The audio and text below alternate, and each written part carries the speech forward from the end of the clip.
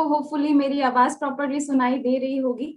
आप लोगों को मेरी वॉइस अगर प्रॉपर है तो प्लीज आप लोग अपनी स्क्रीन पे एक थम्स अप का साइन करेंगे तो मुझे क्लियरली पता चल जाएगा कि आप सभी को मेरी आवाज एकदम क्लियरली सुनाई दे रही है। Okay okay, thank you. तो सबसे पहले सभी को मेरा नमस्कार।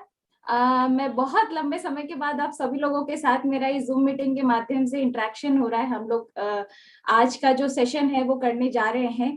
तो सबसे पहले तो अभी की जो सिचुएशन है, होपफुली आप सभी लोग अपने अपने घर में सुरक्षित होंगे, सेफ होंगे, ज्यादा से ज्यादा अपना ख्याल रख रहे होंगे। देखिए दोस्तों, इसी सिचुएशन को हैंडल करते हुए ही हमें फोकस करना है और आगे सरवाइव करना है, राइट।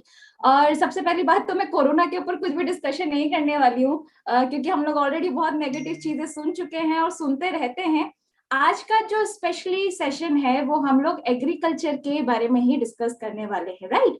तो अभी देखिए, इसके पहले एन नंबर ऑफ सेशन आप लोग अटेंड कर चुके हैं। हमारे नेशनल लेवल के जितने भी एग्रीकल्चर के एक्सपर्ट हैं, उन सब के थ्रू आप थोड़ा थोड़ा नॉलेज कलेक्ट करते रहते हैं रेगुलर बेसिस पे। और इन सब में जो धनवंतरी, आप जितने भी हमारे ऑल ओवर इंडिया के लीडर्स हैं, डिस्ट्रीब्यूटर्स हैं या फार्मर्स हैं, आप सब लोगों के लिए हर एक छोटा या बड़ा प्रोग्राम अरेंज करने की कोशिश में लगी रहती है, ताकि आप लोग ज्यादा से ज्यादा नॉलेज को कैप्चर कर सके, राइट। तो अभी आज के जो सेशन में मैं भी आप लोगों को एग्रीकल्चर से रिलेटेड ही इंफॉर्मेशन देने वाली हूँ, और हम लोग जितने भी हमारे प्रोडक्ट्स हैं उनके बारे में थोड़ा डिटेल में टेक्निकली भी डिस्कस करेंगे। पर देखिए दोस्तों, सबसे बड़ी सिचुएशन जो है, अभी आपको सभी को पता है कि जो आने वाला सीजन है, लगभग मई के बाद जून में जब हमारा खरीफ का सीजन स्टार्ट होगा, तो खरीफ के सीजन के पहले ये जो टाइम पीरियड आप लोगों को मिल रहा है, अप्रैल की बात करें, मई की बात करें, तो this is the perfect time to learning. यानी कि आप लोग ये जो टाइम है, ये कोरोना की जो सिचुएशन चल रही है, लॉकडाउन की जो सिचुएशन चल रही है, आप इस टाइम को ज्यादा से ज्यादा यूटिलाइज करके ज्यादा से ज्यादा लर्निंग कर सकते हैं। क्योंकि देखिए, जब लर्निंग परफेक्ट होगी तभी आप उस चीज को, उस ज्ञान को, उस नॉलेज को फील्ड के अंदर प्रॉपर तरीके से यूटिलाइज कर पाएंगे। और उसके लिए 24/7 धनवंतरी के जितने भी ट्रेनर्स हैं, जितने भी एग्रीकल्चर एक्सपर्ट हैं, आप लोगों की हेल्प के लिए ऑलवेज अवेलेबल है। चाहे आपकी प्रॉब्लम के बारे में आपको डिस्कस करना हो, चाहे आप फील्ड से रिलेटेड कुछ क्वेरीज आपको डिस्कस करनी हो, आप डायरेक्टली हमसे कांटेक्ट कर सकते हैं। लेकिन सबसे इंपॉर्टेंट है हर एक चीज को डिटेल में समझना। देखिए, आप लोगों ने सभी ने सुना होगा, अधूरा ज्ञान हमेशा हानिकारक होता है, और एक दिन में कोई भी मास्टर नहीं बन सकता, परफेक्ट नहीं बन सकता। तो जब अभी मैंने एक चीज नोटिस की है, जो हमारे डिस्ट्रीब्यूटर या लीडर्स की बात करूं, जिनका एग्रीकल्चर से कोई लेना देना नहीं है, कोई बैकग्राउंड नहीं है, बट फिर भी जो लोग शिद्दत से काम कर रहे हैं, हर एक चीज को बारीकी से समझ रहे हैं, उन्हें एक एग्रीकल्चर एक्सपर्ट की तरह नॉलेज होने लगा है। यानी कि वो उस कॉन्फिडेंस लेवल के साथ हमारे फार्मर से, किसानों से बात करते हैं। तो ये सब चीजें कैसे डेवलप होंगी? जब आप हर एक चीज के बारे में थोड़ा डिटेल में समझेंगे, उसको प्रॉपर तरीके से नॉलेज लेंगे। तो सबसे पहले तो मेरी सभी से रिक्वेस्ट है, आई नो आप लोग इस टाइप के सेशन बहुत बार अटेंड कर चुके हैं, बट फिर भी जब भी आप इस प्रकार के, चाहे वो आपके मेडिसिन के लेक्चर्स हो, चाहे एग्रीकल्चर के लेक्चर हो, हर चीज को जब तक नोट डाउन नहीं करेंगे तब तक दिमाग में चीजें अटकेंगी नहीं। तो ये चीज आपको इमिडिएटली करना स्टार्ट करना चाहिए। एक नोट या पैड लेकर के बैठिए, कुछ एक की पॉइंट अगर आपको लगते हैं कि नहीं यार ये इंपॉर्टेंट है, इसके कारण मुझे और चीजें आसानी से समझ आएंगी, या मैं एक्सप्लेन कर सकता हूँ या कर सकती हूँ, उसको फटाफट से जॉट डाउन कर लीजिए। तो बिना किसी देरी के आज के जो हमारा लेक्चर है, जो सेशन है, उसका मैं स्टार्ट करना शुरू करूंगी। मैं अपना पीपीटी या स्लाइड जो भी है मैं आप लोगों के साथ शेयर करूंगी, लेकिन उसके पहले हम थोड़ा सा ऑर्गेनिक के बारे में समझते हैं। देखिए दोस्तों, अभी ऑर्गेनिक की सिचुएशन ऐसी है, अगर हम इंडिया लेवल पे बात करें, तो जब भी हम किसी किसान से जैविक की बात करते हैं तो मैक्सिमम लोग घबराते हैं। क्यों? क्योंकि लोगों को भरोसा नहीं है, विश्वास नहीं है कि जैविक में ही रिजल्ट लाना पॉसिबल है या नहीं। वहीं उसके अपोजिट अगर मैं यूरिया, डीएपी या दूसरे केमिकल फर्टिलाइजर्स की बात करूं, तो वहां पे किसान का कॉन्फिडेंस लेवल एकदम स्ट्रांग होता है। इसके पीछे देखिए दो कारण है।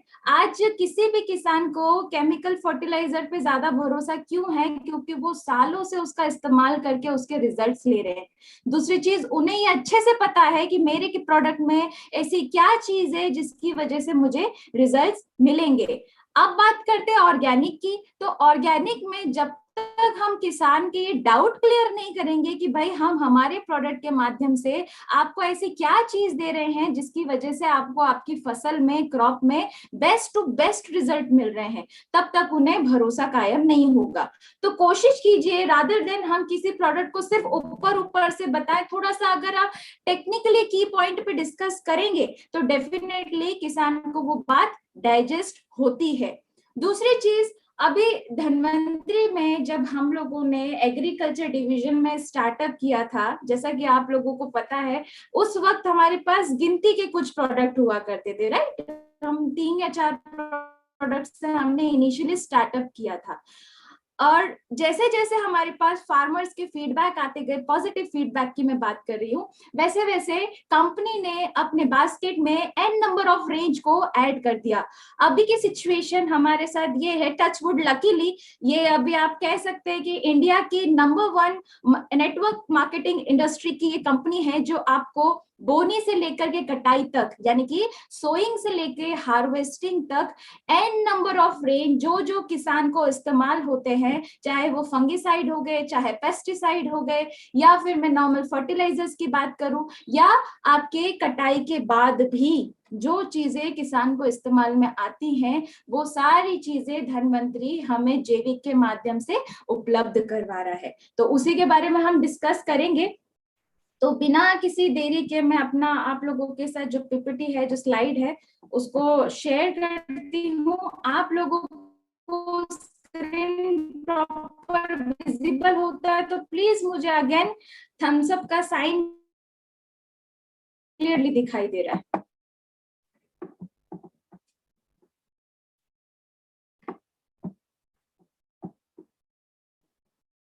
सभी को पीपीटी दिखाई दे रहा है प्रॉपरली? Okay, thank you. तो देखिए, सबसे पहली चीज तो को बात करने के पहले या प्रोडक्ट डिस्कस करने के पहले मैं आप लोगों को एक सीक्वेंस एक करूंगी। देखिए, किसी भी फसल की जो स्टार्टिंग एज होती है वो होता है सबसे पहले जब हम मिट्टी के ऊपर काम करते हैं, यानी कि हम लैंड प्रिपरेशन करते हैं। ओके, तो आज के जितने भी हमारे प्रोडक्ट्स हैं, मैं आपको उसी सीक्वेंस में सब चीजें एक्सप्लेन करूंगी, ताकि आप लोगों को ज्यादा दिमाग हौच पौच नहीं करना है। जब आप क्रम में यानी कि सीक्वेंस में प्रोडक्ट को समझेंगे, डिस्कस करेंगे, ज्यादा इजी रहेगा। क्योंकि देखिए, ज्यादातर मैंने एक चीज देखी है कि हमारे पास चीजें सब कुछ अवेलेबल है, लेकिन कौन सी चीज कहाँ पे किस वक्त पे हमें इस्तेमाल करनी है, आधे से ज्यादा कंफ्यूजन हमें वहां से क्रिएट होता है। तो सबसे पहले जमीन पे काम करने के लिए अगर हम बात करें तो हमारा जो फोकस है 90% फोकस कि हम लोग जमीन के ऊपर ज्यादा ध्यान दें। उसके बाद जो रिमेनिंग काम है वो फसल के ऊपर करें। क्योंकि देखिए, अगर आप ज्यादा से ज्यादा फोकस मिट्टी के ऊपर, सॉइल के ऊपर करेंगे तो नेचुरली आपको आपकी फसल के ऊपर रिजल्ट बेहतर ही मिलेंगे। यानी कि हम आधे से ज्यादा प्रॉब्लम को इनिशियली ही मिनिमाइज कर देते हैं, कम कर देते हैं। तो इस सीक्वेंस को समझने के लिए जो सबसे फर्स्ट कैटेगरी धन्वंतरी आपको प्रोवाइड कर रहा है वो है आपका आरपीएस ग्रैनुअल्स, यानी कि आरपीएस दानेदार। अभी देखिए, जो बेसिकली आपकी जमीन में कैसे काम कर रहा है, या इसके फायदे क्या है, या अभी आप कह सकते हो कि ये प्रोडक्ट तैयार कैसे हुआ है। तो सबसे पहली चीज तो, चाहे आपका ग्रैनुअल हो चाहे आपका लिक्विड हो, इन दोनों ही प्रोडक्ट में हमने जो इस्तेमाल किया है वो है लियोनाडाइट। अभी देखिए, लियोनाडाइट एक टेक्निकल वर्ड थोड़ा सा लगता है सुनने समझने में, मैं आपको इसको थोड़ा सा शॉर्ट लैंग्वेज में इजी करके समझाने की भी कोशिश करूंगी। लियोनाडाइट लीडर के लिए समझना इजी है, हम ट्रेनर्स के लिए समझना इजी है, लेकिन जब किसान की बात करें तो उनका सीधा सा रिजल्ट दे, राइट। लियोनाडाइट से उन्हें कोई लेना देना नहीं। लेकिन अगेन टेक्निकली समझना इसलिए जरूरी है कि लियोनाडाइट में ऐसा क्या अनबिलीवेबल रिजल्ट देता है। बात मैं प्रोडक्ट डिस्कस करने के पहले हम लियोनाडाइट के बारे में ही डिस्कस कर लेते हैं, जो कि मेन यूएसपी है हमारा। तो आप लोगों को सभी को यहाँ पे स्लाइड पे एक मिट्टी की संरचना, मिट्टी की लेयर दिखाई दे रही होगी। ये आप देख सकते हैं मिट्टी की अलग अलग परत बनी हुई है ये डायग्राम के अंदर। तो आप यहाँ पे देखेंगे 3 ब्राउन कलर की लेयर है और तीनों के अंदर लियोनाडाइट लिखा हुआ है। पर आप जो थर्ड नंबर की लेयर को देखेंगे ये थोड़ी सी थिक है, मोटी है, यानी कि ये 20 फीट नीचे जो ज्यादा मोटी लेयर है यहाँ पे क्वालिटी वाला लियोनाडाइट अवेलेबल है। अब ये लियोनाडाइट तैयार कैसे हो रहा है? देखिए, सबसे पहली बात तो ये उस मिट्टी में तैयार हो रहा है। मैं अपने आगे नेचुरल मिट्टी की बात नहीं कर रही हूँ, खेतों की मिट्टी की नहीं बात कर रहे हैं हम।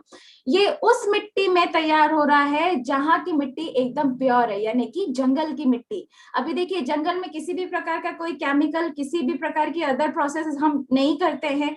तो अभी जो सालों पुरानी प्रक्रिया ने, यानी कि हजारों साल पहले जब ज्वालामुखी फटते थे, पेड़ पौधे जीव जंतु हर एक चीज अवेलेबल होती थी। और जो प्रकृति का सर्कल है, यानी कि विघटन की प्रक्रिया, तो ये सब चीजें जब डिसॉल्व होकर के जमीन की तली में इकट्ठी होने लगी, इसको हम ह्यूमस कहते हैं। और इस ह्यूमस में क्वालिटी वाला ह्यूमिक और फुल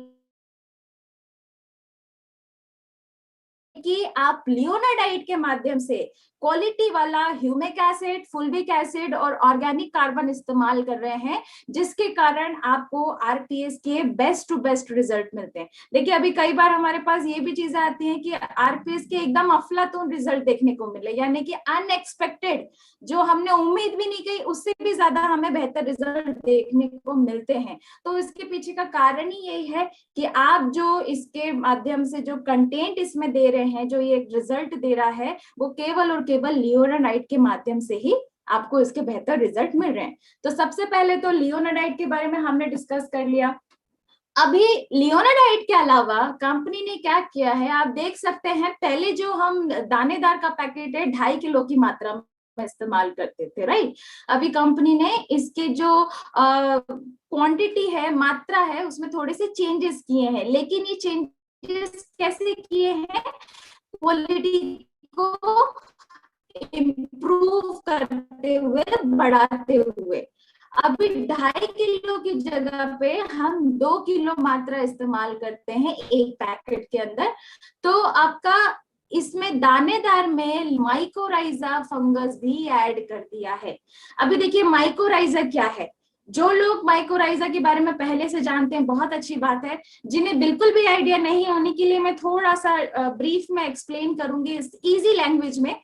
माइकोराइजा बेसिकली एक प्राकृतिक फफूंद है, नेचुरल फंगस है, उगता है प्राकृतिक रूप से। आप कह सकते हो कि जड़ को सुरक्षा देने का, अंदर बाहर सुरक्षा देने का काम, और जो पोषक तत्व मिट्टी में पड़े हुए हैं उनको ट्रांसफर, यानी बेसिकली ट्रांसपोर्टेशन का काम है माइकोराइजा का, जिसकी वजह से मिट्टी के अंदर आपके रिजल्ट जो है और ज्यादा इंप्रूव हो जाते हैं। तो कंपनी ने क्या किया, वही माइकोराइजा इसके अंदर 100 ग्राम मात्रा एक पैकेट के अंदर हमने ऐड करके इस्तेमाल कर ली। तो ये तो था आपका मिला जुला कॉम्बिनेशन दानेदार का। अभी जमीन में काम कैसे कर रहा है, ये रिजल्ट हमें कैसे देता है? तो सबसे पहली चीज, हम आरपीएस के लिए क्या बोलते हैं? Rejuvenation of plant and soil, यानी कि जो आपके पौधों को और मिट्टी को पुनर्जीवित करके काम, यानी कि मिट्टी को पुरानी कंडीशन आने का काम कर रहा है। सबसे पहली चीज देखिए, ऑर्गेनिक कार्बन की मात्रा जब जब बढ़ेगी, हम जमीन में उसके ऊपर अगर ज्यादा फोकस करेंगे या बैक्टीरिया या जीवाणु के ऊपर ज्यादा फोकस करेंगे, तो जमीन के अंदर की जो क्रिया है, जो विधि है, वो स्पीड में होगी, यानी कि काम बेहतर होगा, उर्वरक शक्ति बढ़ेगी। तो ऐसी स्थिति में क्या होता है, ये जमीन की नमी को और ज्यादा बढ़ाने का काम करता है। जब नमी बढ़ेगी तो स्वाभाविक है वाटर होल्डिंग कैपेसिटी, यानी कि पानी धारण क्षमता डेवलप होती है। और पानी धारण क्षमता के साथ साथ क्या होता है, जड़ें ज्यादा गहराई तक विकसित होती हैं। अभी देखिए, हम लोग एक चीज करते हैं बेसिकली आरपीएस के साथ, जब भी आपको आरपीएस के रिजल्ट दिखाने होते हैं, आप लोग क्या करते हैं, जिस खेत में, जिस प्लांट में हमने आरपीएस हैं और एक पौधा हम वहां का निकालते हैं जहां पे हमने आरपीएस इस्तेमाल किया, दोनों की जड़ के अंदर आप डिफरेंस दिखाते हो कि जिसकी जड़ थोड़ी सी ज्यादा अच्छी है, बेहतर है, सफेद जड़ें ज्यादा है, तो वो वहां पे आपके आरपीएस ने काम किया है। यानी बेसिकली ये आपका 100% जमीन के अंदर काम करता है, जिसकी वजह से आपको इसके रिजल्ट्स बेहतर मिलते हैं। अभी इसके साथ साथ ये जमीन का जो पीएच लेवल है, यानी कि जो पीएच गड़बड़ हो गया है, चाहे वो पानी के कारण कहें, चाहे वो एक्सेसिव केमिकल के कारण कहें, ये उसको भी बैलेंस करने का काम करता है। साथ ही साथ जो मिट्टी के लिए जरूरी सूक्ष्म जैविक तत्व को संख्या को बढ़ाने का काम ये करता है। तो ये आपका दानेदार इस तरीके से काम करता है। अभी मैं इसकी मात्रा की बात करूं तो हमें 4 किलो मात्रा प्रति एकड़ के हिसाब से इस्तेमाल करनी होती है। देखिए हम क्या बोल रहे हैं कि किसी भी किसान को समय समय पे जैविक खाद का इस्तेमाल करना जरूरी है, क्योंकि देखिए जैविक एक ऐसी चीज है जो जमीन में ऑर्गेनिक कार्बन की मात्रा को और आप कह सकते हैं जीवाणु की संख्या को डेवलप करने का काम करता है। हम केवल और केवल रसायन के ऊपर फोकस करेंगे तो जो चीज हमें मिट्टी को चाहिए, यानी कि ऑर्गेनिक कार्बन जो चाहिए, वो केवल आपके रसायन तो उसको खत्म ही करने का काम करेंगे। तो इस वजह से किसानों को ये सजेस्ट किया जाता है, हम किसानों को यही सिखाने की कोशिश करते हैं कि आप आपकी शुरुआती फसल से ही 20 से 25% जो आपके रासायनिक खाद है, केमिकल फर्टिलाइजर्स हैं, आप उनकी मात्रा को घटाइए। उसी घटी हुई मात्रा में आप जैविक की मात्रा को ऐड कीजिए, तो सबसे पहले चीज आपका अननेसेसरली खर्चा नहीं होगा। दूसरा, जो जैविक की मात्रा आप ऐड कर रहे हो उसके माध्यम से आपकी फसल पहले तो जान बनेगी, दूसरा आपकी फसल में आपको उठाई देता है, देने लगेगा। तो ये सबसे सही क्रम है जैविक में काम करने का। देखिए अभी ज्यादातर क्या होता है, कुछ लोगों के एक्सपेक्ट जो भी हमने खाद देते हैं, यूरिया हो गया, डीएपी हो गया, एमओपी हो गया, एन नंबर ऑफ जो केमिकल फर्टिलाइजर है, सभी को पूरी तरीके से बंद कर दे और केवल सिर्फ हम ऑर्गेनिक फर्टिलाइजर का इस्तेमाल करें। तो देखिए ऐसी स्थिति में क्या होगा, आप किसी नशा करने वाले व्यक्ति को एक दिन में तो नहीं सुधार सकते, राइट? हम उसको धीरे धीरे करके ही सुधार सकते हैं। यही कंडीशन आपकी मिट्टी के साथ भी एप्लीकेबल होती है।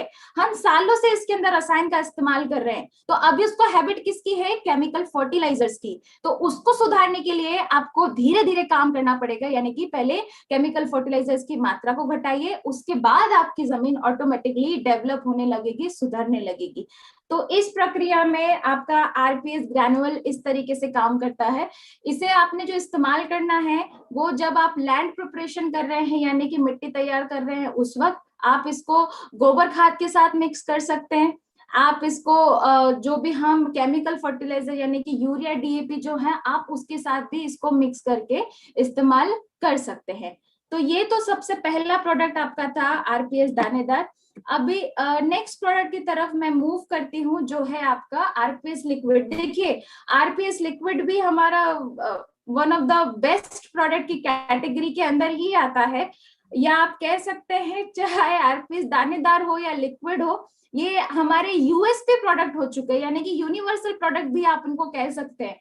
हर एक एरिया के, चाहे छोटे से बड़ा किसान हो या नॉर्मल व्यक्ति भी हो, किसी न किसी ने इसको जरूर इस्तेमाल किया है, या एक बार कोई इसका इस्तेमाल कर ले तो वो डेफिनेटली दोबारा इसके बारे में सोचता जरूर है इस्तेमाल करने के लिए। ऐसा क्यों? क्योंकि ये एक आपका रिजल्ट ओरिएंटेड प्रोडक्ट है, यानी इसके माध्यम से आपको रिजल्ट मिलते ही मिलते हैं। पर अगर आप थोड़ा सा मेथड ऑफ एप्लीकेशन पे ज्यादा अच्छे से फोकस कर लेते हैं तो इसके बेहतर रिजल्ट भी आपको मिल सकते हैं, यानी कि मिलने लग जाते हैं। तो अगेन लियोनाडाइट का ही इस्तेमाल करके हमने आरपीएस लिक्विड को भी बनाया है। इसके माध्यम से हम ह्यूमिक एसिड, फुल्विक एसिड और ऑर्गेनिक कार्बन की मात्रा को ही दे रहे हैं। जो बेसिकली आपका आरपीएस लिक्विड है, किसी भी फसल की अलग अलग स्टेज पे भी आप इसको इस्तेमाल करके इसके रिजल्ट ले सकते हैं।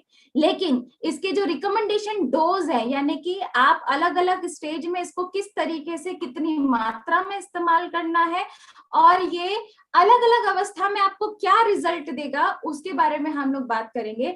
तो सबसे पहली बात, इसका उपचार हमें बीज उपचार में इस्तेमाल सबसे पहले तो करना होता है। तो जब आप बीज उपचार में इसका इस्तेमाल करते हैं तो होता क्या है, ये बीजों की अंकुरण क्षमता को डेवलप करने का, बढ़ावा देने का काम करता है। तो वहां पे आपकी इसकी मात्रा कितने इस्तेमाल होगी?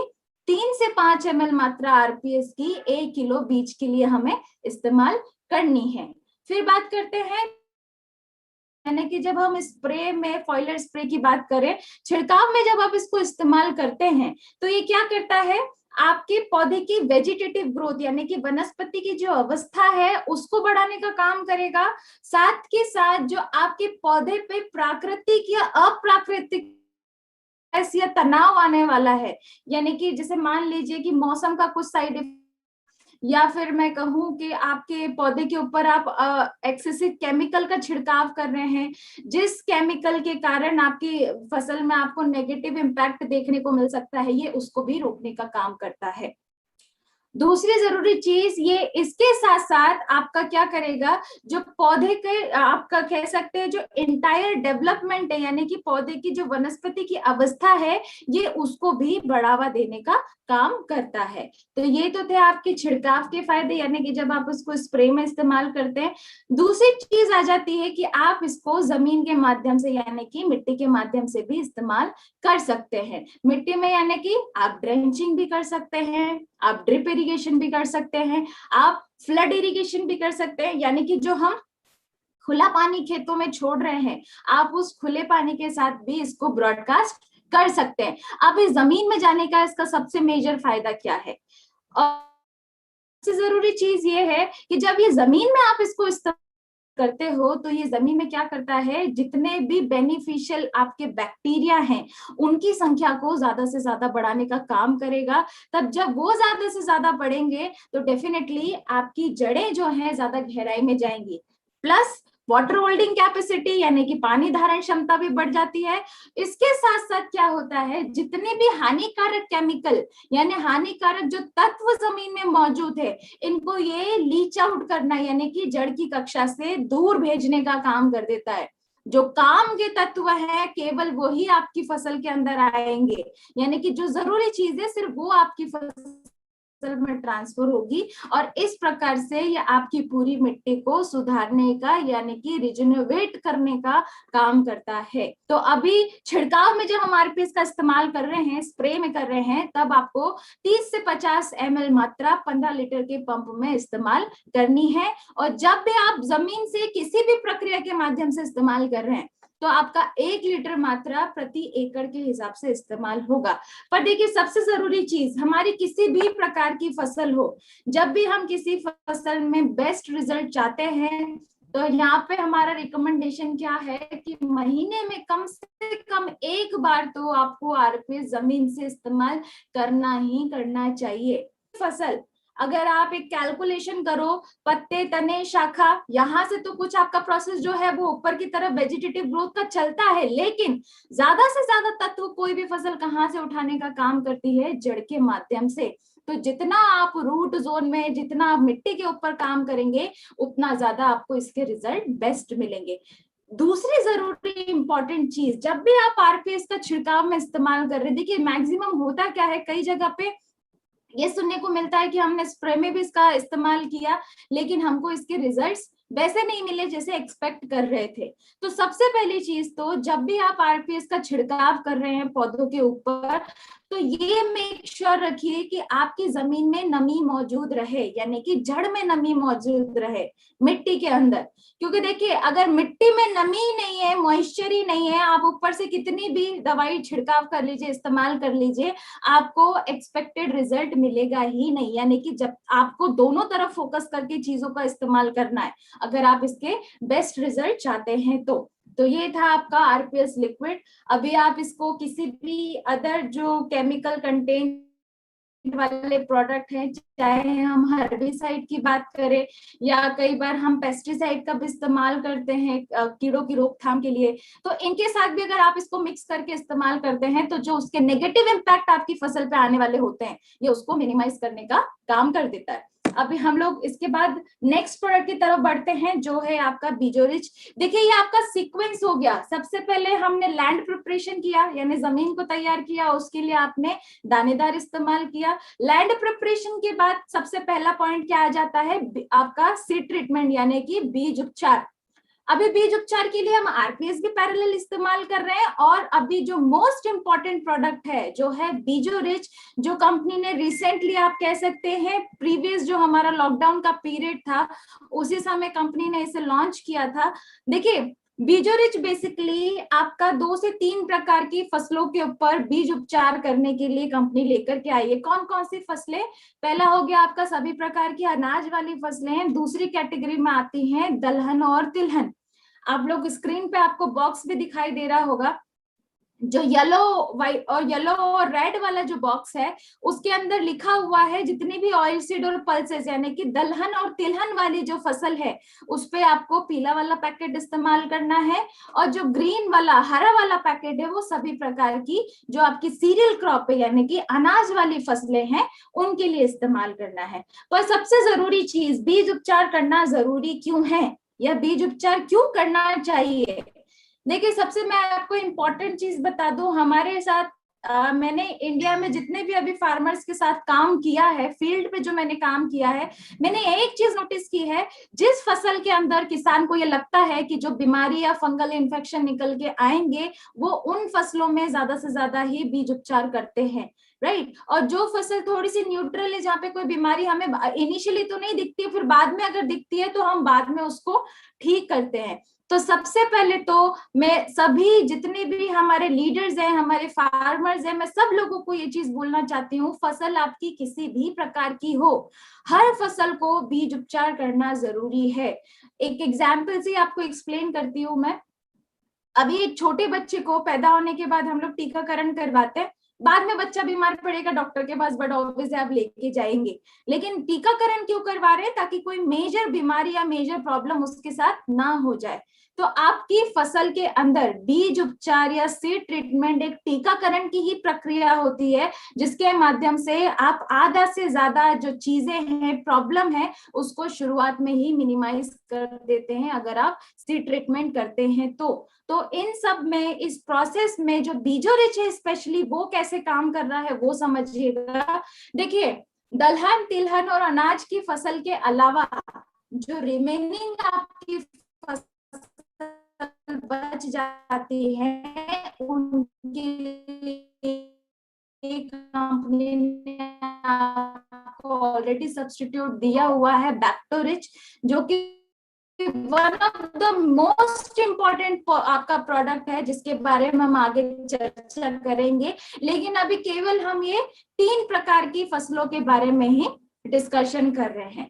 देखिए, इसमें क्या किया कंपनी ने, ये 250 ml की एक बॉटल है एक पैकेट के अंदर, जिसके अंदर हमने कुछ आपके बैक्टीरिया का कंजर्शियम किया है। यानी कौन कौन से बैक्टीरिया?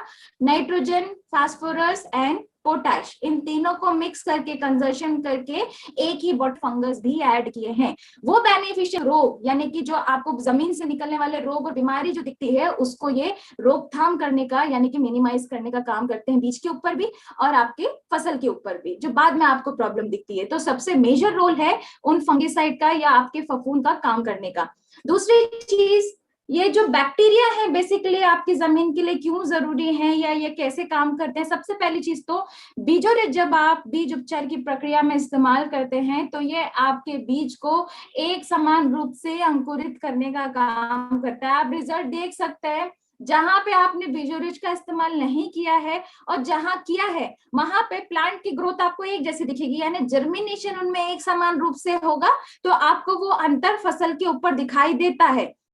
दूसरी सबसे जरूरी चीज, ये क्या करता है? पौधों को संतुलित खाद भी देने का काम करता है। जब बैक्टीरिया जमीन में काम करेंगे तो वो बैलेंस न्यूट्रिशन यानी कि जो संतुलित खाद है उसकी मात्रा को भी देना शुरू करते हैं जब हम बीजो रिच का इस्तेमाल करते हैं। तो ये इस प्रकार से आपका बीजो रिच काम करता है, बेसिकली सीड को प्रोटेक्ट करने का, जर्मिनेशन की प्रक्रिया को फास्ट करने का और संतुलित खाद देने का। ये इसके मेजर रोल है, मेजर काम करने के तरीके हैं। अभी बात करते हैं कि आपको कितनी मात्रा, इसको किस ढंग से इस्तेमाल करनी है।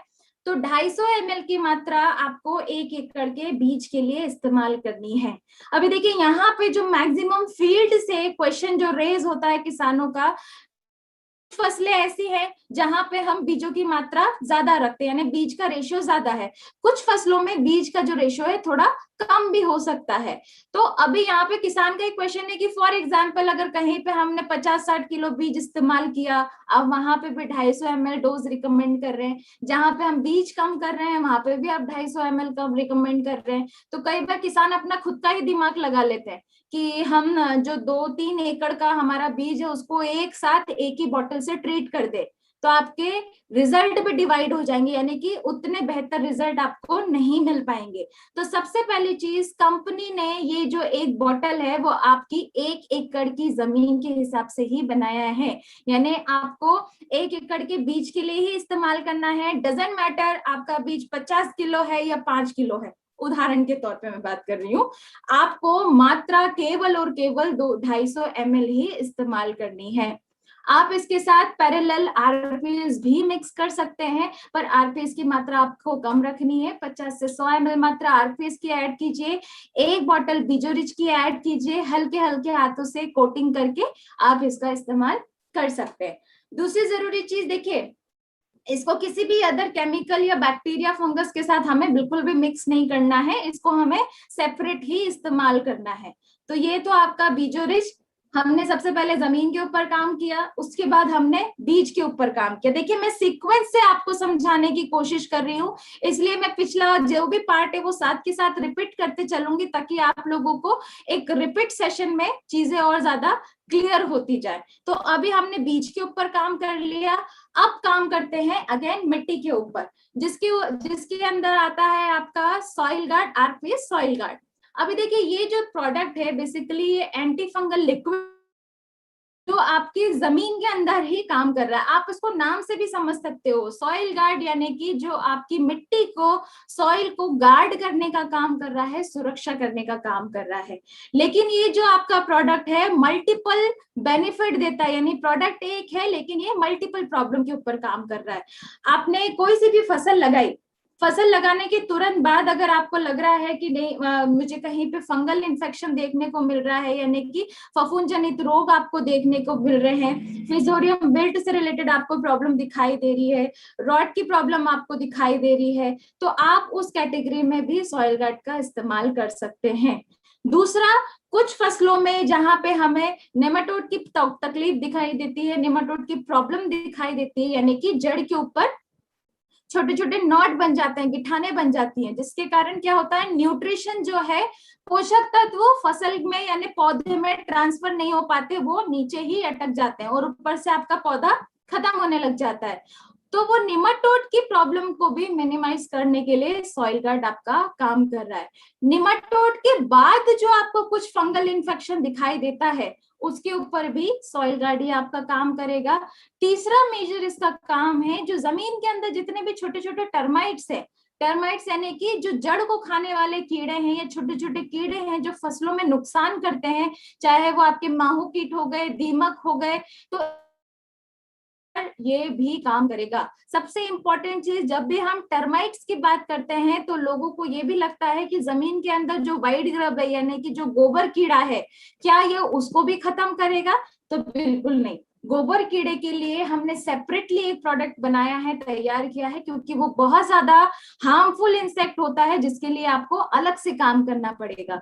सॉइल गार्ड आपकी 3 प्रॉब्लम के ऊपर काम कर रहा है, निमाटोड की तकलीफ, किसी भी प्रकार का फंगल इन्फेक्शन आपको दिखता है तो, तीसरा किसी भी प्रकार के जमीन के अंदर जो टर्माइट्स हैं, छोटे छोटे कीड़े हैं, उनके ऊपर भी। तो इस प्रकार से आपका सॉइल गार्ड काम कर रहा है। इसको केवल और केवल आपको जमीन के माध्यम से ही इस्तेमाल करना है, यानी कि ये एंटी फंगल है, तो कई लोग इसको क्या करते हैं, छिड़काव में भी इस्तेमाल करने की कोशिश करते हैं, और ऐसा हुआ भी है, तो फिर उसके बाद आपको रिजल्ट नहीं मिलेंगे। क्योंकि देखिए सॉइल गार्ड यानी कि अंडरस्टूड है कि आपको इसको केवल जमीन में ही इस्तेमाल करना है, जमीन के माध्यम से ही देंगे। आप चाहे ड्रेंचिंग कर दीजिए, जहां हुआ है आप ड्रिप के माध्यम से दे, आप इसको फ्लड इरिगेशन कर दीजिए, यानी मिट्टी के माध्यम से जो प्रोसेस किसान को इजी लगे वो आप उस ढंग से इसको इस्तेमाल कर सकते हैं, लेकिन इसको जमीन में ही इस्तेमाल करना है। आधा लीटर क्वांटिटी यानी 500 ml मात्रा 1 एकड़ की जमीन के लिए आपकी इस्तेमाल होगी। तो ये आपका सॉइल गार्ड था।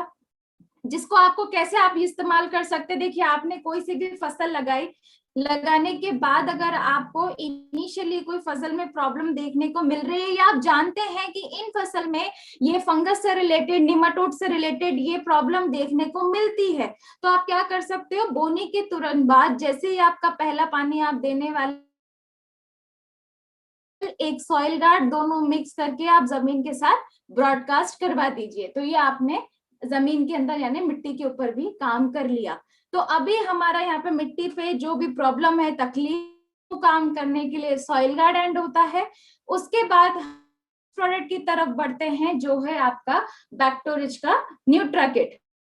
बैक्टोरिज आपका one of the most important product है, यानी कि जिस तरीके से हम लोग आरपीएस के ऊपर फोकस करते हैं, मैं सभी लीडर, सभी फार्मर्स और जितने भी हमारे डिस्ट्रीब्यूटर है उन सभी से कहना चाहती हूँ, अगर आप आरपीएस की ही तरह बैक्टोरिज के ऊपर इक्वली फोकस करते हैं तो आप आपकी क्रॉप में और ज्यादा बेहतर रिजल्ट ले सकते हैं। देखिए बैक्टोरिज के लिए स्पेशली हम सभी जितने भी ट्रेनर्स हैं ये आप लोगों को बार बार सिखाते हैं, समझाते हैं कि अगर आपने इसका सही ढंग से इस्तेमाल किया तो हमको प्रोडक्शन में यानी कि उत्पादन में बढ़ोतरी देखने को मिलती है। पर सबसे जरूरी चीज कि बैक्टीरिया क्यों जरूरी है या किसान को बैक्टीरिया की खेती क्यों करनी चाहिए, वो समझना भी सबसे ज्यादा इंपॉर्टेंट है। देखिए अभी हम क्या कर रहे हैं, हम लगातार केमिकल खाद का इस्तेमाल करते जा रहे हैं, यानी कि हर एक चीज हम लगातार जमीन में दे रहे हैं। कई बार क्या होता है कि आप केवल और केवल सिर्फ रासायनिक खाद के ऊपर फोकस करते जाएंगे और रासायनिक खाद से जब तक आपका जमीन उन तत्वों को उठाएगी नहीं, कलेक्ट नहीं करेगी, तो कितनी भी आप मात्रा बढ़ाते जाइए वो किसी भी काम की नहीं है। यानी कि इन जो तत्वों को जो जमीन में मौजूद हैं उनको प्राकृतिक रूप से फसल में ज्यादा से ज्यादा पहुंचना चाहिए, तब उसका आपको बेनिफिट देखने को मिलता है। अननेसेसरी नहीं तो वो इकट्ठा होते जाएगा। वहीं अगर मैं बात करूं, अगर ये नाइट्रोजन, फास्फोरस, पोटाश, ये प्रकृति ने भी आपकी जमीन में ये तत्व पहले से भी मौजूद दिए हुए हैं, पर लेकिन इनको अगर आप बात करें इस्तेमाल जमीन में इकट्ठी होती जाती है, ये आपका अस्थायी मात्रा में है, यानी कि ये मोबिलाइज मोड में नहीं है, या और सरल में समझाओ तो घुलनशील अवस्था में पौधा इसको ग्रहण नहीं कर पाता। तो अभी ऐसी स्थिति बैक्टीरिया क्या काम करेंगे या बैक्टोरिज का हमें ज्यादा से ज्यादा इस्तेमाल करना है।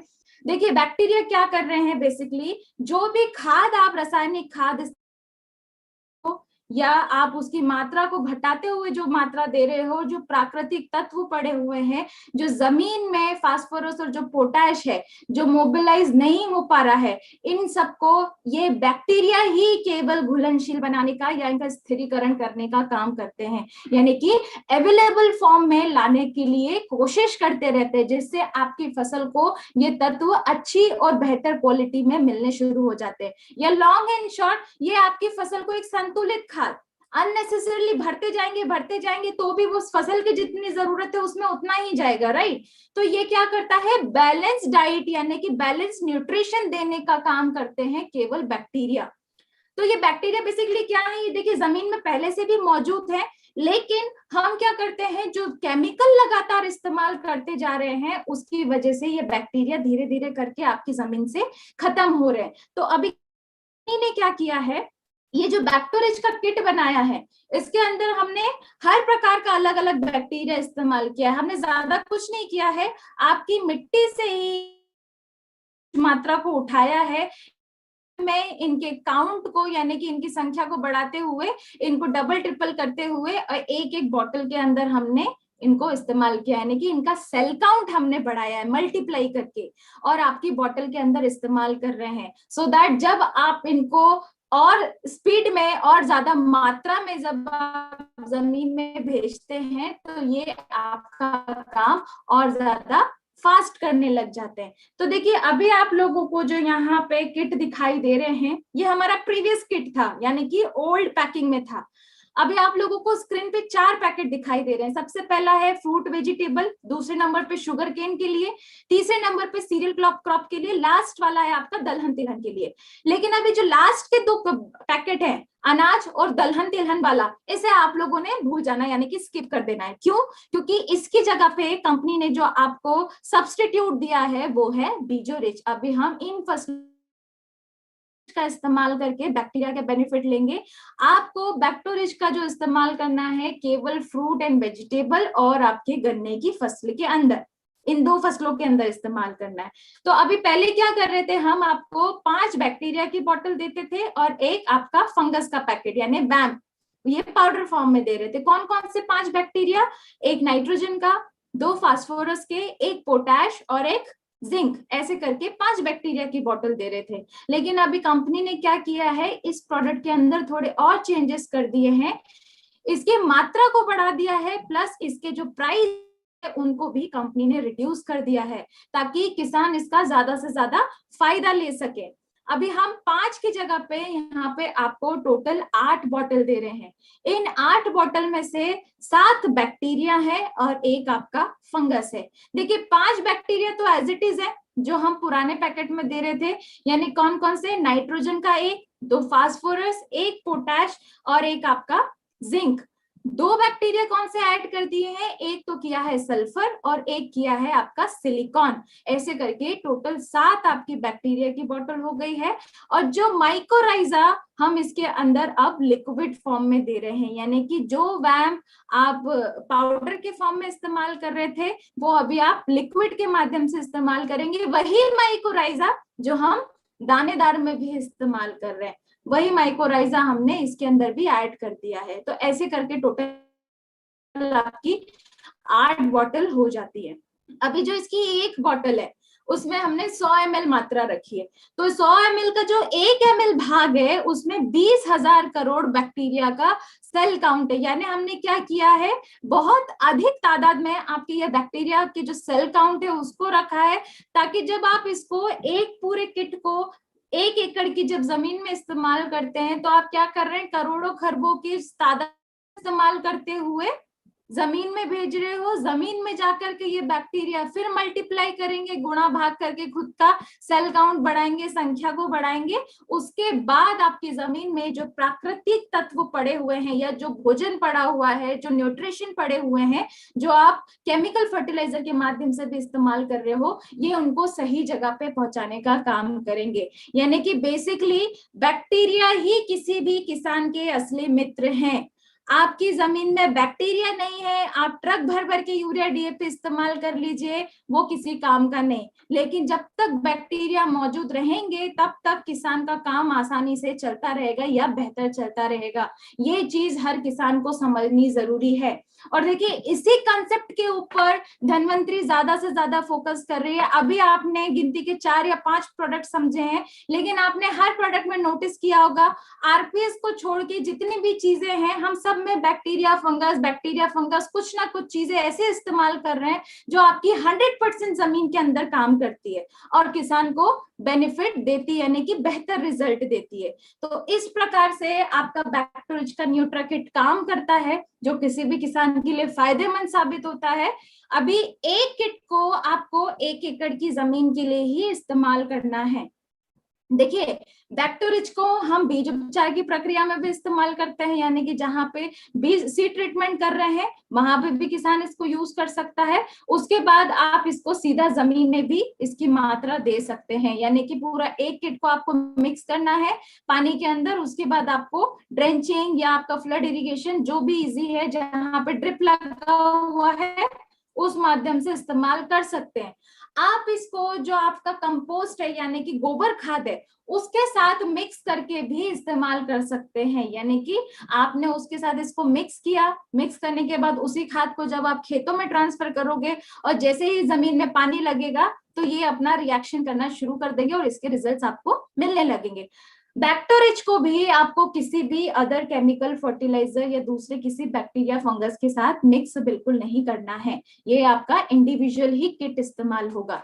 तो ये आपका पूरा सीक्वेंस था आपका आरपीएस दाने से लेकर के बैक्टोरिश का जो आपकी हम जमीन के अंदर काम कर रहे हैं, यानी कि ये श्रृंखला हो गई आपकी मिट्टी के ऊपर फोकस करने की। आपने दानेदार का इस्तेमाल किया लैंड प्रिपरेशन करने के लिए, बीज उपचार के लिए आपने कुछ मात्रा आरपीएस की रखी, कुछ बीजोरिच की रखी, दलहन, तिलहन और अनाज की फसलों के लिए। बाकी की फसल के लिए आपने बैक्टोरिच का इस्तेमाल किया, उसके साथ आरपीएस मिक्स कर दिया। बोनी के बाद आपको कोई फसल में तकलीफ या परेशानी देखने को मिल रही है, निमाटोड की प्रॉब्लम हो गई, फंगल इन्फेक्शन हो गया, टर्माइट्स का अटैक हो गया, उस कंडीशन में आपको सॉइल गार्ड दे देना है। नहीं भी अगर इफेक्ट है लेकिन बाद में आपको परेशानी देखने को मिल रही है, या आप आपकी मिट्टी की हेल्थ को और बेटर करना चाहते हो, तो भी आप सॉइल गार्ड का इस्तेमाल कर सकते हैं। देन उसके बाद आ जाता है आपका बैक्टोरिच का किट, जो बाद में हम लोग जमीन में ब्रॉडकास्ट कर रहे हैं एज अ कैटलिस्ट के तौर पे। तो ये आपका शुरू से लेकर एंड तक हमने मिट्टी के ऊपर मैक्सिमम काम किया। अब हम काम करेंगे फसल के ऊपर, यानी कि आपकी क्रॉप के ऊपर। तो देखिए, सबसे पहले तो मैं अभी आपको यहाँ पे फ्लोरा रिच का ही इस्तेमाल बताऊंगी। फ्लोरा रिच जो प्रोडक्ट है बेसिकली आपके फूलों की अवस्था को और ज्यादा बढ़ावा देने के लिए और फूल से जो फल बनते हैं उनको और इम्प्रूव और बेहतर करने के लिए ही कंपनी ये प्रोडक्ट लेकर के आई है।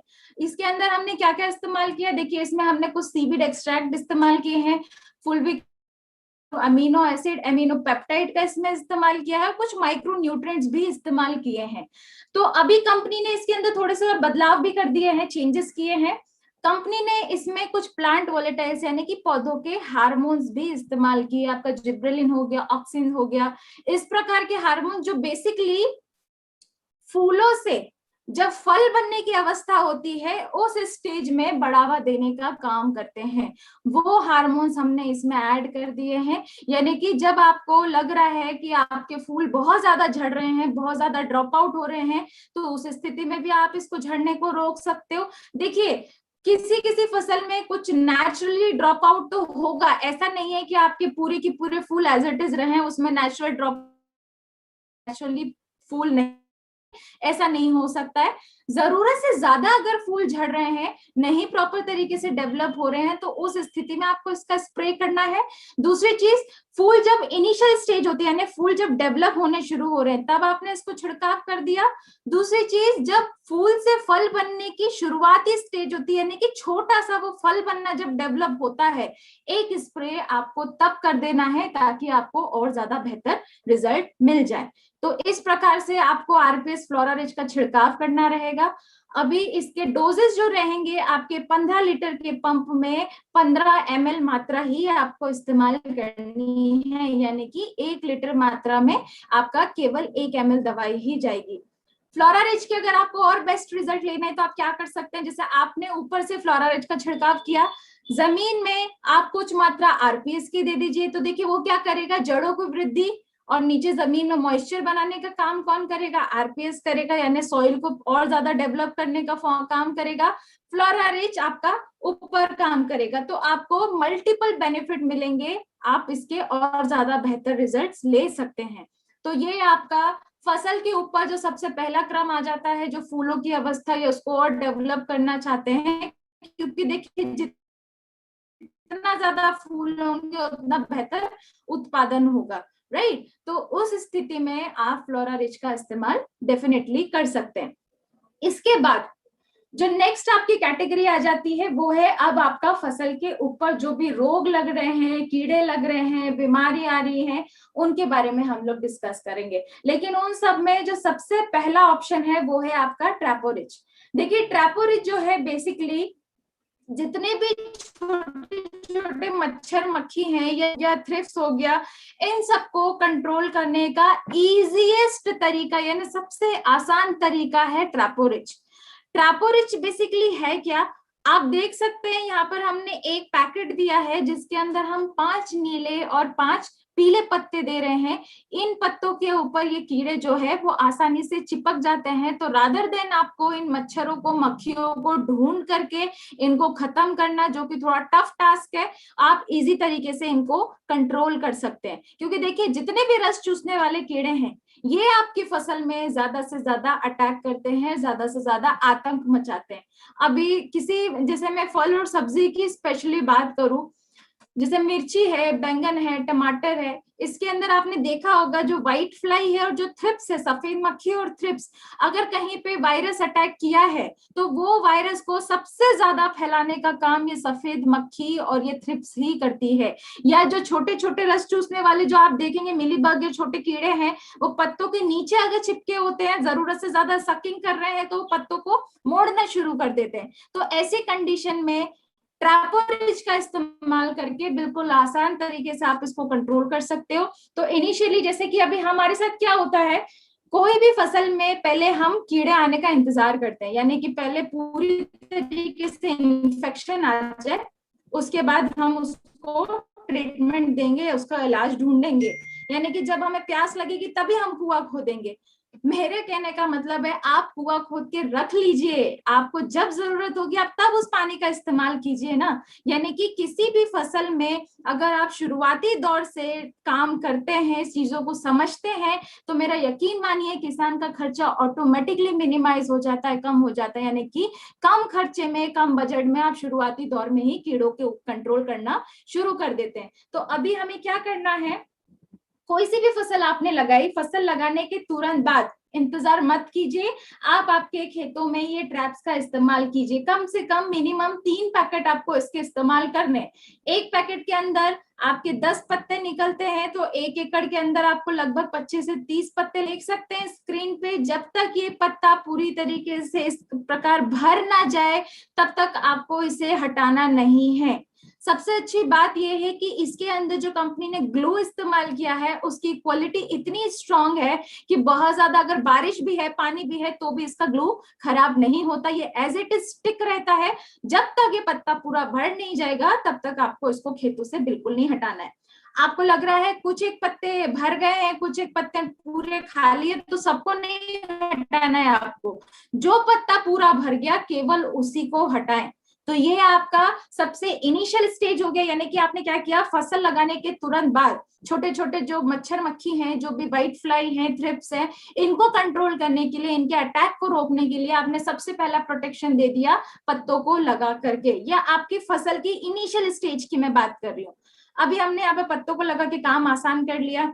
उसके बाद आ जाते हैं दूसरे सीक्वेंस की तरफ, जो है आपका इम्यूनोरिच अल्ट्रा।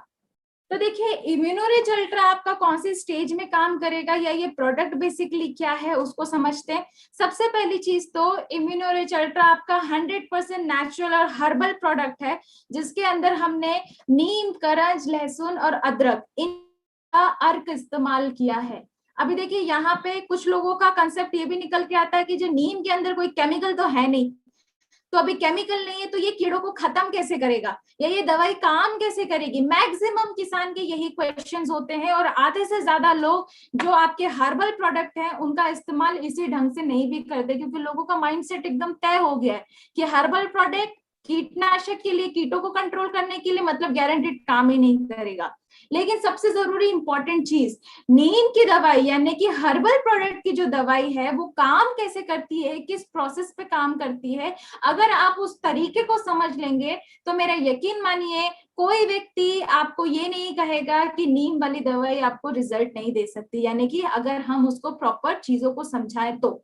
दूसरी चीज क्या हो रही है, हमने एक्सेसिव केमिकल का इस्तेमाल कर करके ये कीड़े जितने भी हैं, यानी कि जितने भी अटैक आपकी फसल के ऊपर कीड़े कर रहे हैं, इनका रेजिस्टेंस पावर, इनकी पीढ़ी को हमने इतना ज्यादा मजबूत कर दिया है कि इनका रेजिस्टेंस पावर स्ट्रांग हो गया है, इनकी लड़ने की क्षमता हमने और ज्यादा डेवलप कर दी, क्योंकि हम क्वालिटी वाला केमिकल पिलाए जा रहे हैं।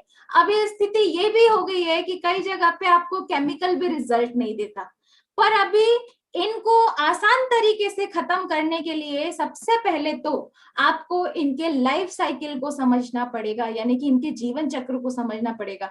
देखिए ये लाइफ साइकिल हम लोग अपनी हर मीटिंग में बाकी के सारे ट्रेनर आप लोगों को बार बार सिखाते हैं, बताते हैं, ताकि आप लोगों को ये कंसेप्ट समझ में आ जाए कि कोई भी हर्बल प्रोडक्ट आपका काम कैसे करे, स्पेशली इम्यूनोरिच अल्ट्रा का काम करने का कंसेप्ट क्या है।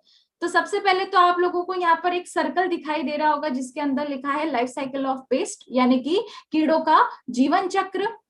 अभी देखिए हम लोग क्या कर रहे हैं, ये पूरा लाइफ साइकिल क्या है पहले मैं वो एक्सप्लेन कर देती हूँ। सबसे पहले आपको यहाँ पे ऊपर दिखाई जो दे रहे हैं ये अंडे हैं, इन अंडों से ये बच्चे बाहर आए, बच्चे आने के बाद ये इनकी पहली, दूसरी, तीसरी, चौथी और ये पांचवी, 5 अलग अलग अवस्था है। 5 अवस्था के बाद ये जो है कोशावस्था में यानी कि प्यूपा में कन्वर्ट हो जाता है और इस प्यूपा से वापस से नया एडल्ट बनता है, नर या मादा जो भी इससे एडल्ट तैयार हो। ये किसी भी कीड़े का यूजुअल जीवन चक्र है।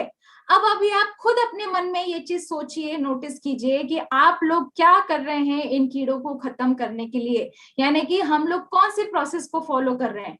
हम क्या करते हैं, हम केवल और केवल इन कीड़ों को मारने का काम कर रहे हैं, यानी कि आपका फर्स्ट और सेकंड से लेकर के जो 5th स्टेज के जो भी आपको इल्ली, सुंडी या जो भी कैटरपिलर उसके ऊपर केमिकल डालने का काम कर रहे हैं, यानी कि जो पीढ़ी बनाने वाली जो जनरेशन है उसके ऊपर तो हमारा फोकस ही नहीं है। ना हम किसी न मादा के ऊपर फोकस कर रहे हैं, ना नर के ऊपर फोकस कर रहे हैं, ना हम अंडे के ऊपर ध्यान दे रहे हैं। हम केवल और केवल ये बीच के जो लोग हैं जो आते ही रहेंगे जब तक इनका प्रोसेस चालू रहेगा, हम सिर्फ इनके ऊपर फोकस कर रहे हैं, राइट। तो अभी क्या करना है आपको, हम अगर सिर्फ इनके ऊपर फोकस करते रहे तो हम इनके जीवन चक्र को कभी भी गड़बड़ नहीं कर पाएंगे। अभी इम्यूनोरिच अल्ट्रा आपका इनके ऊपर आसान तरीके से इनको खत्म करने का कैसे काम कर रहा है उसको मैं आपको समझाने की कोशिश करती हूँ। देखिए सबसे पहली चीज तो जितने भी प्रकार के कीड़े हैं, इन कीड़ों को जो प्रकृति ने, नेचर ने जो पनपने का समय दिया है वो आपके अमावस्या के 4 दिनों में, यानी कि अमावस्या से पहले आपका जो रात का जो अंधेरा होता है उस रात में जो भी बड़े कीड़े हैं नर और मादा वो मैटिंग करने के लिए आपके खेत में आते हैं और अमावस्या के 2 से 3 दिन बाद आपका अंडे खेतों में ही वो अंडे छोड़ते हैं। फिर इन अंडों के बाद अंडों से बच्चे बाहर निकलते हैं। ये इनका नॉर्मल जो पीढ़ी आगे बढ़ाने का क्रम है। अब होता क्या है, जब हम लोग दवाई का छिड़काव कर रहे हैं ना तो हम मादा को देख रहे हैं ना हम अंडे को देख रहे हैं, हम केवल बच्चों को देख करके, बीज के स्टेज को देख करके इनके ऊपर दवाई छिड़क रहे हैं। अगर आप इन अमावस्या के 4 दिनों के क्रम को ध्यान रखते हुए इम्यूनोरिच अल्ट्रा का अगर आप छिड़काव करते हो तो ये बेसिकली क्या काम करता है, देखिए इम्यूनोरिच अल्ट्रा में हमने नीम, करंज, लहसुन और अदरक इनका इस्तेमाल किया है। तो जो लहसुन और अदरक और जो नीम है आपने देखा होगा कि इनकी जो गंध है बहुत ज्यादा तीखी होती है, बहुत स्ट्रॉन्ग होती है। तो जब आप इसका छिड़काव करते हो तो होता क्या है, वो नर मादा खेत में मैटिंग करने के लिए आने वाले होते हैं तो वो मैक्सिमम तो पलायन कर जाते हैं, यानी कि वो तीखी गंध के कारण, स्मेल के कारण मैटिंग नहीं कर पाते। आपने कुछ पीढ़ी की वहां रोकथाम कर दी। और मान लीजिए कुछ एरिया में प्रॉपर तरीके से स्प्रे नहीं हुआ दवाई का, कहीं पे कुछ एरिया छूट गया और वहां पे कुछ % कीड़े रह भी गए तो वो कीड़े वहां पे अंडे भी देंगे। तो उस वक्त क्या होता है, वो कीड़े पत्तियों का भी सेवन करेंगे, यानी कि पत्ती भी उनके शरीर के अंदर जाएगी, पत्ती के साथ साथ नीम भी उनके शरीर के अंदर जाएगा। तो नीम क्या करता है, बेसिकली किसी भी कीड़े को नपुंसक बनाने का काम करता है, यानी कि उसको स्टेराइल कर देता है। तो आपने क्या किया, आने वाली पीढ़ी की रोकथाम यहाँ पे कर दी, कुछ कंट्रोल आपने यहाँ कर दिया। अब अगर कुछ % कीड़े अवेलेबल भी हैं या अंडे अवेलेबल हैं तो जो करंज हमने इसमें इस्तेमाल किया है, करंज के अंदर ओविसाइडल का गुणधर्म है, यानी कि जो अंडे के अंदर जो जीव होता है, जो उसके अंदर जान होती है, उसको खत्म करने का काम करता है करंज। अब बात करते हैं बाद के कीड़ों की, यानी हल्का फुल्का इन्फेक्शन दिख रहा है, कुछ % अंडों से बच्चे बाहर आ भी गए, अब वो फसल के ऊपर अटैक करेंगे। तो ये जो बच्चा जैसे ही अंडे से बाहर आता है तो उसका सबसे पहला काम होता है पत्तियों को खाना, जो ये 4थी स्टेज तक खाता है। 5वीं अवस्था पे आकर के बिल्कुल सुस्त हो जाता है, एकदम स्लो डाउन हो जाता है, क्योंकि इसको कोशावस्था में जाना होता है। तो जैसे ही ये पत्ती का सेवन करेगा, क्योंकि आप लोगों ने नहीं रही होगी पहले से, तो पत्ती को खाएगा तो नीम कड़वा होने के कारण जब ये पत्ती को खाने के लिए जाएगा तो प्रॉपर तरीके से नहीं कर पाएगा, यानी कि वो बच्चा भूख के कारण ही आने वाले 2 से 3 दिन के अंदर अपने आप खत्म होना शुरू हो जाता है। तो ये सबसे आसान तरीका है आपके इम्यूनोरिच अल्ट्रा का काम करने का। अब देखिए होता क्या है, हम लोग इसको इस्तेमाल किस ढंग में करते हैं कि हमें आज कीड़ों का इन्फेक्शन दिखा, पूरा खेत इल्लियों से भरा हुआ है, आपने ले जाके इम्यूनोरिच अल्ट्रा डाल दिया और फिर अगले दिन फोन आता, मैडम रिजल्ट नहीं आया। 100% नहीं आएगा, क्योंकि ये आपके इसमें केमिकल हमने इस्तेमाल नहीं किया कि आपके कीड़ों को तुरंत मारे किसी केमिकल की तरह। इम्यूनोरिच अल्ट्रा किसी भी कीड़े के जीवन चक्र को गड़बड़ करने का, इनके लाइफ साइकिल को डिस्टर्ब करने का काम करता है। यानी कि अगेन, कीड़ों के आने का मत कीजिए, महीना अमावस्या आती है, उसको ध्यान में रख, सबसे पहले आपने पत्ते लगा दिए, पत्ते लगाने के बाद ही आप अगर नीम का सही ढंग से इस्तेमाल कर लेते हैं, इसका छिड़काव कर देते हैं, इनकी पीढ़ी को कमजोर बना के आसान तरीके से कीड़ों की रोकथाम कर लेते हैं। और ये फैक्ट है, लोगों के फोन भी आते हैं कि हमने इम्यूनोरिच का सही ढंग से इस्तेमाल किया, कीड़े उनको खेत में दिखते हैं लेकिन नुकसान नहीं कर रहे होते। यानी कि जैसा कि मैंने आपको कहा, नीम मौजूद रहेगा तो ये कीड़े पत्ती को ही नहीं, यानी कि 100% डिस्ट्रॉय नहीं, आपके मौजूद तो रहेंगे कुछ परसेंट, लेकिन आपके फसल में नुकसान नहीं करते हैं। पर किसान का माइंडसेट कैसा है, खेत एकदम नीट एंड क्लीन हो जाना चाहिए, एक भी कीड़ा दिखाई ना दे। आप एक चीज सोचिए, प्रकृति ने जब हमें रहने की जगह दी है तो इन्हें भी तो रहने की जगह दी है। आप 100% इनको हटाने के ऊपर क्यों फोकस कर रहे हो? आप फोकस ये कीजिए कि ये आपकी खेती में, फसल में ना करें, मौजूद है, नुकसान नहीं कर रहे हैं, तो हमें क्या दिक्कत है? मैं आपका इम्यूनोरिच अल्ट्रा काम करता है। इसके जो डोजेस रहेंगे, 1 लीटर पानी में आपको 2 से 3 ml मात्रा इसकी इस्तेमाल करनी है, इससे ज्यादा नहीं। इनिशियल है, यानी कि आपका 15 लीटर के पंप में मात्रा ही आपको इसका इस्तेमाल करके छिड़काव करना है। तो था इम्यूनोरिच अल्ट्रा। पर जैसा कि मैंने आपको कहा, कुछ परसेंट भी कीड़े हैं, अटैक नहीं कर रहे हैं, लेकिन फिर भी अगर खेतों में कीड़े हैं तो किसान का तो बीपी बढ़ता ही रहता है। तो अभी इस श्रेणी में भी कंपनी ने क्या किया, आपको मल्टीपल ऑप्शन दे दिए। अभी देखिए, मल्टीपल आपके पास कीटनाशक के ऑप्शन है, इसका मतलब ये नहीं कह रही कंपनी आपको कि सबको मिक्स करके एक साथ डाल दीजिए, नहीं, बिल्कुल नहीं। हमें आपका खर्चा नहीं बढ़ाना है, हमें आपका काम आसान करना है। कंपनी क्या कह रही है, जिस समय जो परिस्थिति कहती है, यानी कि जो स्थिति बोल रही है कि उसकी जरूरत क्या है, उसको ध्यान में रखते हुए आपको दवाई का इस्तेमाल करना है। आपने कोई सी फसल लगाई, उसके अंदर कोई तकलीफ नहीं देखने को मिल रही है, आप प्रिकॉशनरी काम कर रहे हो, पत्ते लगा दो, पत्ते के बाद नीम की दवाई का छिड़काव कर दो, ये आपने उनको इनिशियल कंट्रोल कर लिया। उसके बाद अगर आपको हल्का फुल्का इन्फेक्शन दिखता है, उनको कंट्रोल करने के लिए आप कीटनाशक की दूसरी श्रेणी का इस्तेमाल कर सकते हैं, जिसका नाम है सिल्कोरिच पाउडर। अभी देखिए, ये जो सिल्कोरिच प्रोडक्ट है, इसको जो कंपनी ने बनाया है, उसके अंदर हमने इस्तेमाल किया है सिलिकॉन डाइऑक्साइड पाउडर। ये प्रोडक्ट काम कैसे करता है, पहले तो वो समझिए। सबसे पहली चीज, ये अगेन आपका 100% नेचुरल और ऑर्गेनिक प्रोडक्ट ही है, लेकिन कीड़ों के ऊपर आपका 100% काम करता है। सिल्कोरिच के अंदर जो सिलिकॉन डाइऑक्साइड पाउडर है, इसकी जो प्रवृत्ति होती है, यानी कि इसका जो नेचर होता है, वो आप कह सकते हैं हाइड्रोस्कोपी, यानी कि जरूरत से ज्यादा सोखने का। तो जब आप इसको पानी के अंदर मिक्स करके आपके पत्तों के ऊपर फैला देते हो, स्प्रे कर देते हो, तो ये पाउडर की एक पतली लेयर इसके अंदर जम जाती है, एक पतली परत जम जाती है।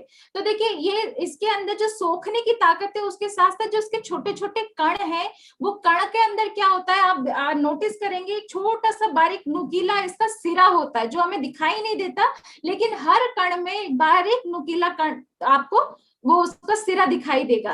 तो जब आपने इसकी एक लेयर जब बिछा दी, तो जो भी रेंगने वाले कीड़े हैं, जो कैटरपिलर है, इल्ली है, सुंडी है, जब आपकी फसल के ऊपर चलती है तो ये सबसे पहले तो क्या करेगा, उस कीड़े की जो सतह है यानी कि जो उसकी स्किन है उसको रप्चर कर देगा, उसके अंदर कट लगने शुरू हो जाते हैं।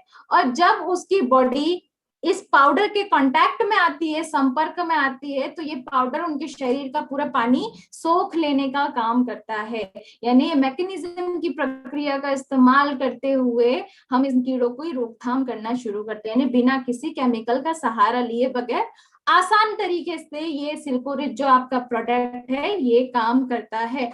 इसके जो डोजेज रहेंगे वो रहेंगे आपका 1 लीटर पानी के अंदर 10 ग्राम मात्रा, यानी कि 15 लीटर के पंप में आपको 150 ग्राम मात्रा इस्तेमाल करनी है इस पाउडर की।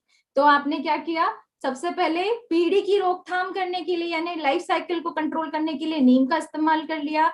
हल्के फुल्के कीड़े आपको दिख रहे हैं, थोड़ा बहुत अटैक दिख रहा है, उसको आसान तरीके से कंट्रोल करने के लिए आपको सिल्कोरिच ऑप्शन में दे दिया।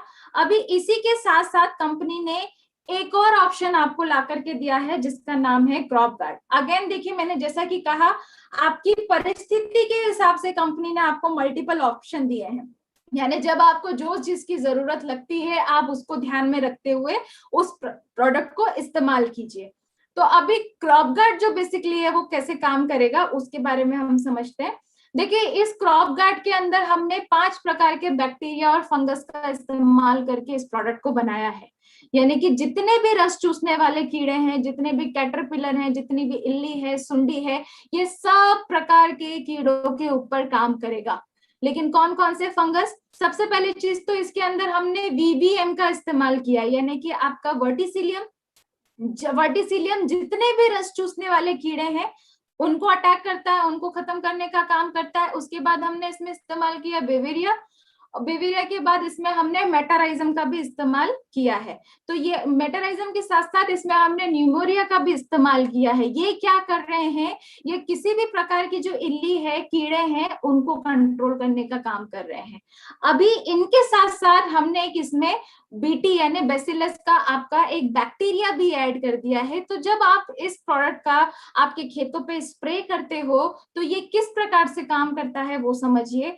अभी इसके भी आपके हर पत्तों के ऊपर प्रॉपर तरीके से ये दवाई फैल जाती है, और जितने भी पत्ती खाने वाले कीड़े जैसे ही इस पत्ती का सेवन करते हैं तो ये जो बैक्टीरिया बीटी जो है क्या करता है, इनके मुंह के अंदर जाकर के इनको गट इन्फेक्शन यानी कि इनके गले को इन्फेक्टेड करना शुरू करता है। फिर वो इन्फेक्शन इनका धीरे धीरे पूरी बॉडी के अंदर फैलना शुरू हो जाता है। यानी कि ये बैक्टीरिया और फंगस का मिला जुला कॉम्बिनेशन इस कीड़े को जो इनके अंदर जो इन्फेक्शन है उसको फैलाते हुए इनको डिस्ट्रॉय करना शुरू कर देता है। तो इस प्रकार से ये आपका क्रॉप गार्ड काम कर रहा है। इसका जो स्प्रे है, जब भी आप इसका छिड़काव कर रहे हैं तो थोड़ा टेम्परेचर की तरफ ध्यान रख करके इसका इस्तेमाल आपने करना है। बाहर टेम्परेचर बहुत ज्यादा है तो उस वक्त इसको अवॉइड, सुबह या शाम के वक्त इसका छिड़काव कीजिए बेस्ट रिजल्ट के लिए। दूसरा, इसके जो डोजेस रहेंगे वो रहेंगे आपका 1 लीटर पानी में 5 ml मात्रा। देखिए, डोजेस के ऊपर स्पेशली फोकस कीजिए। 5 ml बोल रहा है मतलब 5 ml ही आपने इस्तेमाल करना है, यानी 15 लीटर के पंप में 75 ml मात्रा। डोजेस को मिनिमाइज करेंगे तो आपके रिजल्ट भी मिनिमाइज होंगे। ये चीज को ध्यान में रख करके आपने काम करना है। किसी भी प्रकार की आपकी फसल हो गई, चाहे आपकी फल सब्जियां हैं, चाहे गन्ना है, चाहे नकदी की फसल है, एवरीथिंग, हर क्रॉप के ऊपर आप इसका इस्तेमाल कर सकते हो। यानी कि जिस स्टेज में आपको लग रहा है कीड़ों का बहुत ज्यादा इन्फेक्शन है, कंट्रोल नहीं हो पा रहे हैं, उस स्टेज में आपको इसका इस्तेमाल करना है। अगेन, मेथड ऑफ एप्लीकेशन पे ज्यादा से ज्यादा अगर आप फोकस करोगे तो इसके रिजल्ट्स आपको बेस्ट मिलेंगे। तो हमें उसके ऊपर ध्यान देते हुए काम करना है। तो देखिए, ये आपकी 3 से 4 श्रृंखला थी कीटनाशक को कंट्रोल करने के लिए। अगेन, हर एक प्रोडक्ट को सीक्वेंस के हिसाब से मैंने आप लोगों को क्यों समझाया है, ताकि जिस समय जिस चीज की आपको जरूरत रहे तो आपका दिमाग कंफ्यूजन ना हो। मैंने इसलिए सबसे पहले ट्रैपोरिच, फिर आपकी नीम की दवाई, फिर आपका सिल्कोरिच, फिर आपका क्रॉप गार्ड। आप सीक्वेंस को दिमाग में रखेंगे तो आप लोगों के लिए ऑटोमेटिकली इजी रहेगा किस प्रोडक्ट को हमें कौन से स्टेज पे यूज करना है उसको समझने के लिए। तो ये यहाँ पे आपका फसल के ऊपर जो भी कीटों को कंट्रोल करने के लिए जो हमारे पास कैटेगरी थी वो यहाँ पर एंड होती है। अभी मैं नेक्स्ट प्रोडक्ट की तरफ मूव करती हूँ जो है आपका प्लांट गार्ड। तो देखिए प्लांट गार्ड जो ये प्रोडक्ट है बेसिकली ये प्रोडक्ट को भी अभी कंपनी ने रिसेंटली ही लॉन्च किया है, ज्यादा वक्त नहीं हुआ है। ये जो प्रोडक्ट है आपका फंगिसाइड यानी कि फफूंदी नाशक की कैटेगरी के अंदर ही आता है। तो ये बेसिकली क्या कर रहा है, जो भी आपको फसल के ऊपर फंगल और बैक्टीरियल इन्फेक्शन जो देखने को मिल रहा है, चाहे आपका पाउडरी मिल्ड्यू हो गया, डाउनी मिल्ड्यू हो गया, अर्ली ब्लाइट है, लेट ब्लाइट है, इन प्रकार की प्रॉब्लम आपको जो फसल में देखने को मिलती है उसको कंट्रोल करने के लिए कंपनी ने ये प्रोडक्ट लेके आए हैं। अगेन नाम से समझेंगे प्लांट गार्ड यानी कि जो आपके पौधे को, प्लांट को जो गार्ड कर रहा है, सुरक्षा दे रहा है, उसका नाम हमने प्लांट गार्ड रखा है कि उस तरीके से काम करता है। इसका आपका 0.5 ग्राम से 1 ग्राम पर लीटर का डोज रहेगा। इसके अंदर हमने देखिए कुछ हर्बल एक्सट्रैक्ट का इस्तेमाल करके ही इसको बनाया है। ये बेसिकली क्या कर रहा है, जो भी जमीन से या हवा से जो अलग अलग प्रकार के जो बीमारी डेवलप हो रही है उनको डिस्ट्रॉय करने का ये काम करता है, उनको खत्म करने का काम करता है। अभी देखिए प्लांट के अलावा भी कंपनी आपको इसी फंगिसाइड की रेंज में एक और सब्स्टिट्यूट देने वाली है जो बहुत जल्दी आप लोगों को जिसके बारे में इंफॉर्मेशन मिलेगी। यानी कि जैसे अभी हमारे पास कीटनाशक में मल्टीपल ऑप्शन है, वैसे ही आपके पास फंगिसाइड में यानी कि फफूंदी नाशक में भी आने वाले समय में मल्टीपल ऑप्शन रहने वाले हैं। यानी जिस समय जिस चीज की आपको जरूरत लगती है बेस्ट कंट्रोल के लिए आप उसको उस तरीके से इस्तेमाल कर सकते हैं। तो ये आपका प्लांट गार्ड था। उसके बाद हम लोग नेक्स्ट प्रोडक्ट की तरफ मूव करेंगे जो है स्टिकोरिच। देखिए स्टिकोरिच को आप ऐसे भी समझ सकते हैं, इसको हम आम भाषा में चिपको भी बोलते हैं, स्प्रेडिंग एजेंट भी बोलते हैं, वेटिंग एजेंट भी बोलते हैं। स्टिकोरिच काम क्या करता है या ये फायदेमंद क्यों है, या हर फसल के छिड़काव में इसको आपको इस्तेमाल क्यों करना है, ये सबसे ज्यादा इंपॉर्टेंट है। तो सबसे पहली चीज तो स्टिकोरिच के अंदर हमने क्या इस्तेमाल किया है, सिलिकॉन इस्तेमाल किया है। देखिए आपको सिलिकॉन आपने नोटिस किया होगा, बहुत सारे प्रोडक्ट में आप इसको नोटिस कर रहे होंगे हम इसका इस्तेमाल कर रहे हैं। बेसिकली स्टिकोरिच के अंदर जो सिलिकॉन हम इस्तेमाल कर रहे हैं ये एक सर्फेक्टेंट की तरह काम कर रहा है। यानी कि ये क्या करता है, सबसे पहला काम, जब भी आप इसको पानी के साथ मिक्स करके इस्तेमाल करते हैं तो ये आपकी जो दवाई है उसको या पानी को पूरी तरीके से पत्तों की सतह पे फैलाने का काम करेगा। यानी कि ये इसने स्प्रेडिंग का काम कर दिया। उसके बाद ये पत्तों के ऊपर प्रॉपर तरीके से उसको चिपकाने का काम भी करता है, यानी कि प्रॉपर तरीके से उनको दवाई को चिपकाएगा सिलिकॉन एजेंट।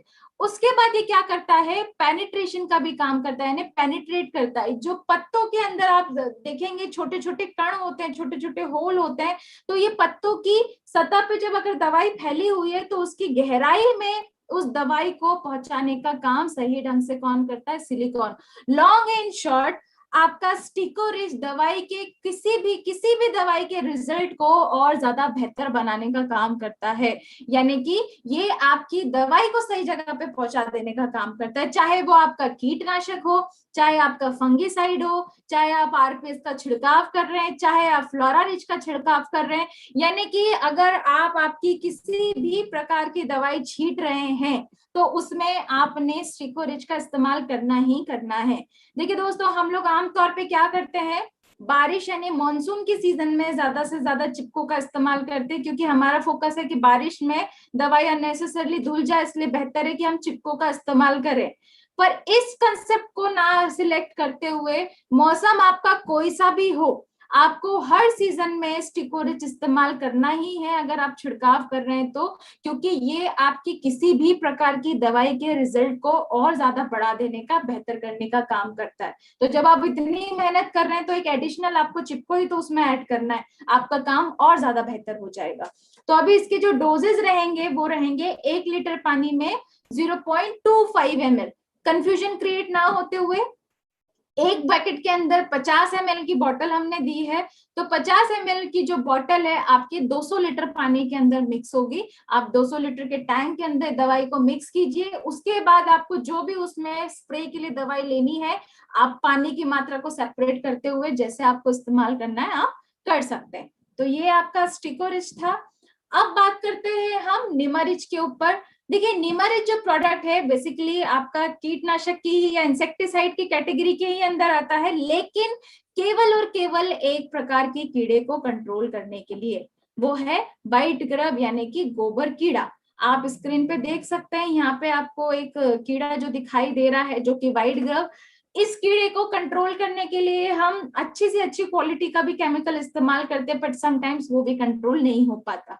तो अभी ये प्रोडक्ट जो बेसिकली हमने बिना किसी केमिकल का सहारा लिए बगैर ही तैयार किया है, इसके अंदर हमने ईपीएन टेक्नोलॉजी का इस्तेमाल किया है, यानी कि एंटोमोपो आपके पैथोजेनिक निमाटोड्स इस्तेमाल किए हैं।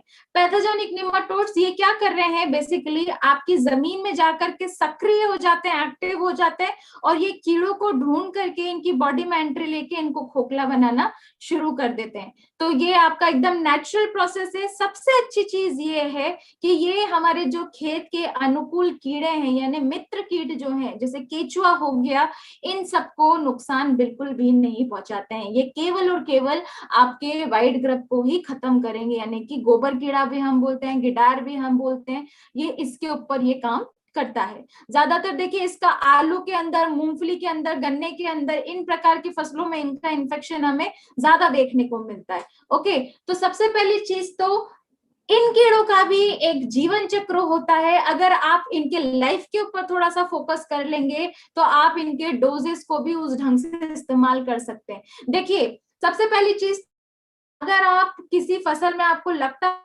इन्फेक्शन आता है, परेशानी आता है, पर लेकिन आप शुरुआती दौर से काम कर रहे हैं तो इसके डोजेस कम रहेंगे। यानी कि जब आप शुरू दौर से काम कर रहे हैं तो आपका 1 से 2 किलो मात्रा प्रति एकड़ के हिसाब से इस्तेमाल होगी। वहीं अगर आपको थोड़ा बहुत इन्फेक्शन दिखाई दे रहा है, ज्यादा इन्फेक्शन नहीं हुआ है, तो उस स्थिति में आपको इसके डोजेस बढ़ाने पड़ेंगे। 3 से 4 किलो मात्रा आपको प्रति एकड़ के हिसाब से देनी पड़ेगी। वहीं अगर इनका इन्फेक्शन बहुत ज्यादा हो गया है, बहुत ज्यादा बीमारी फैल गई है, उस स्थिति में इसके डोजेस आपको बढ़ाने पड़ेंगे। लगभग 4 से 5 किलो मात्रा प्रति एकड़ के हिसाब से आपको देना पड़ेगा। लेकिन अगेन, लाइफ साइकिल को फोकस कर लिया तो इसको भी आसान ढंग से कंट्रोल कर सकते हो। यानी कि आपने क्या, हम क्या बोल रहे हैं, precaution is better than cure. कोई भी बीमारी को आने के पहले अगर उसकी रोकथाम करते हैं तो ऑटोमेटिकली रिजल्ट भी बेस्ट मिलता है, खर्चा भी कम होता है और आसान तरीके से चीजें कंट्रोल हो जाती हैं। तो सबसे पहले तो देखिए, आपको स्क्रीन पे मैं जो ये स्ट्रक्चर दिखाई दे रहा है, मैं इसी को एक्सप्लेन करती हूँ। अभी जो आने वाला महीना है, यानी कि जो मई जून का आपका महीना है, मई जून के महीने में ही ये जो बड़े कीड़े हैं, जो एडल्ट हैं, ये जो कोशावस्था में होते हैं, आप कह सकते हो ये जमीन से बाहर आएंगे। बाहर आने के बाद मैटिंग करेंगे, मैटिंग करके वापस से जाकर के जमीन में अंडे छोड़ेंगे। जून के बाद से लेकर के आने वाले जो 5-6 महीने हैं, उन स्थिति में इन अंडों से जो बच्चे बाहर आएंगे वो जड़ की कक्षा में ही मौजूद रहते हैं। यानी कि जड़ की कक्षा में अगर मौजूद रहेंगे तो ये ज्यादा से ज्यादा अटैक करेंगे। उसके बाद क्या हो जाता है, आने वाले 5 या 6 महीने के बाद ये जड़ की कक्षा से दूर चले जाते हैं। जमीन में मौजूद तो रहेंगे लेकिन जड़ की कक्षा से दूर रहेंगे, तो ये उस वक्त आपका इतना नुकसान नहीं करते। तो this is the perfect time. देखिए, अभी क्या है, ऑलमोस्ट आपका अप्रैल खत्म होने आया, अभी मई स्टार्ट होगा। मई एंड से या मिड ऑफ मई से आप अगर इसको हैंडल करते हैं, जून के फर्स्ट वीक से भी आप कंट्रोल करना शुरू करते हैं, तो this is the perfect time जब आप इनका कम खर्चे में भी कंट्रोल कर सकते हैं। इन्फेक्शन बढ़ेगा, आपका खर्चा बढ़ेगा, इनको कंट्रोल करना थोड़ा टफ होगा। तो उस स्ट्रक्चर को, इसको ध्यान रखते हुए अगर आप इनका ध्यान रखेंगे तो आपका काम और ज्यादा आसान हो जाएगा। तो ये तो था आपका निमारिच। अभी देखिए, निमारिच का ही आपका एक और सब्स्टिट्यूट कंपनी लेकर के आने वाली है, थोड़ा और ज्यादा एडवांस फॉर्म में, यानी कि डेवलप करके ही कंपनी बेटर क्वालिटी के साथ एक और प्रोडक्ट आपको देगी, पर्टिकुलर व्हाइट ग्रब के लिए ही। बहुत जल्दी आप लोगों के साथ रिवेल करेंगे, जैसे ही कंपनी के पास इंफॉर्मेशन आती है आप लोगों को उसके बारे में भी टेक्निकली बताया जाएगा, पर तब तक के लिए आपके पास ऑप्शन है निमारिच। अभी देखिए ये आपका पूरा फसल के नीचे फसल के ऊपर का काम हो गया, यानी कि जो कहा कि बोनी से लेकर के कटाई तक ये आपने पूरे सीक्वेंस समझे। जमीन के अंदर काम करने के लिए हमने आरपीएस से लेकर के बैक्टोरिज तक पे फोकस किया। फसल के ऊपर हमने अगर फूलों की वृद्धि को बढ़ा रहे थे तो फ्लोरा रिज के ऊपर काम किया। किसी भी प्रकार के कीट पतंग कीड़ों को कंट्रोल करने के लिए हमने क्या किया, ट्रैपोरिच से लेकर के आपका जो भी नया प्रोडक्ट हम लोग लेकर के आए हैं क्रॉप गार्ड, वहां इन तीनों चारों प्रोडक्ट को समझा। उसके बाद जमीन के अंदर अगर जो कीड़ा प्रॉब्लम क्रिएट कर रहा है वहां पे आपने निमरिच समझा। अब बात करते हैं फसल के बाद वाली कंडीशन की, यानी कि फसल के कटने के बाद उसमें जो ऑप्शन आता है वो है कंपोस्ट रिच। देखिए ये जो प्रोडक्ट है बहुत मुझे बहुत प्राउड के साथ ये बड़ा अच्छा लगता है बताने के लिए। ये कंपोस्ट रिच जो प्रोडक्ट है इसको कंपनी ने भाभा परमाणु अनुसंधान केंद्र ने धनवंतरी के साथ कोलैबोरेशन करके ये प्रोडक्ट हमें तैयार करके दिया है, यानी कि उनके साइंटिस्ट ने ये हमें रेडी करके दिया है। आप देख सकते हैं ये बॉटल के ऊपर इन्होंने अपना लोगो भी हमारे साथ शेयर किया है। अभी ये देखिए 150 ग्राम बॉटल है 150 ग्राम की। इसके अंदर भी हमने अगेन बैक्टीरिया का मिला जुला कॉम्बिनेशन दिया है। बैक्टीरिया कौन से, जो आपके विघटन की प्रक्रिया को तेज फैलाने का या बढ़ाने का काम करते हैं। तो इनमें हमने आपके डिकम्पोज करने वाले ही कुछ कल्चर का इस्तेमाल किया है। ये आपका किसी भी प्रकार का सूखा कचरा है, जो भी खेतों का वेस्ट मटेरियल है, चाहे हमारे घर का जो वेस्ट मटेरियल है, नर्सरी अगर हम तैयार कर रहे हैं या फार्म तैयार कर रहे हैं, नगर पालिका का कचरा है, ये किसी भी प्रकार के कचरे को 35 से 40 दिन के अंदर खाद में कन्वर्ट करने का काम कर देता है। लेकिन देखिए अगर मैं बात करूं जो हम लोग हमारे कचरे की बात करें, जो वेस्ट मटेरियल फसल के कटने के बाद रह जाता है वो सबसे ज्यादा इंपॉर्टेंट है। देखिए हर किसान खेत को जलाने का ही काम कर रहा है, राइट। अभी उस खेत के जलने से एटमॉस्फेयर में पर्यावरण में जो प्रदूषण हो रहा है, सारी चीजें हम सब लोग बहुत बेहतर तरीके से जानते हैं, बल्कि सालों से जानते हैं।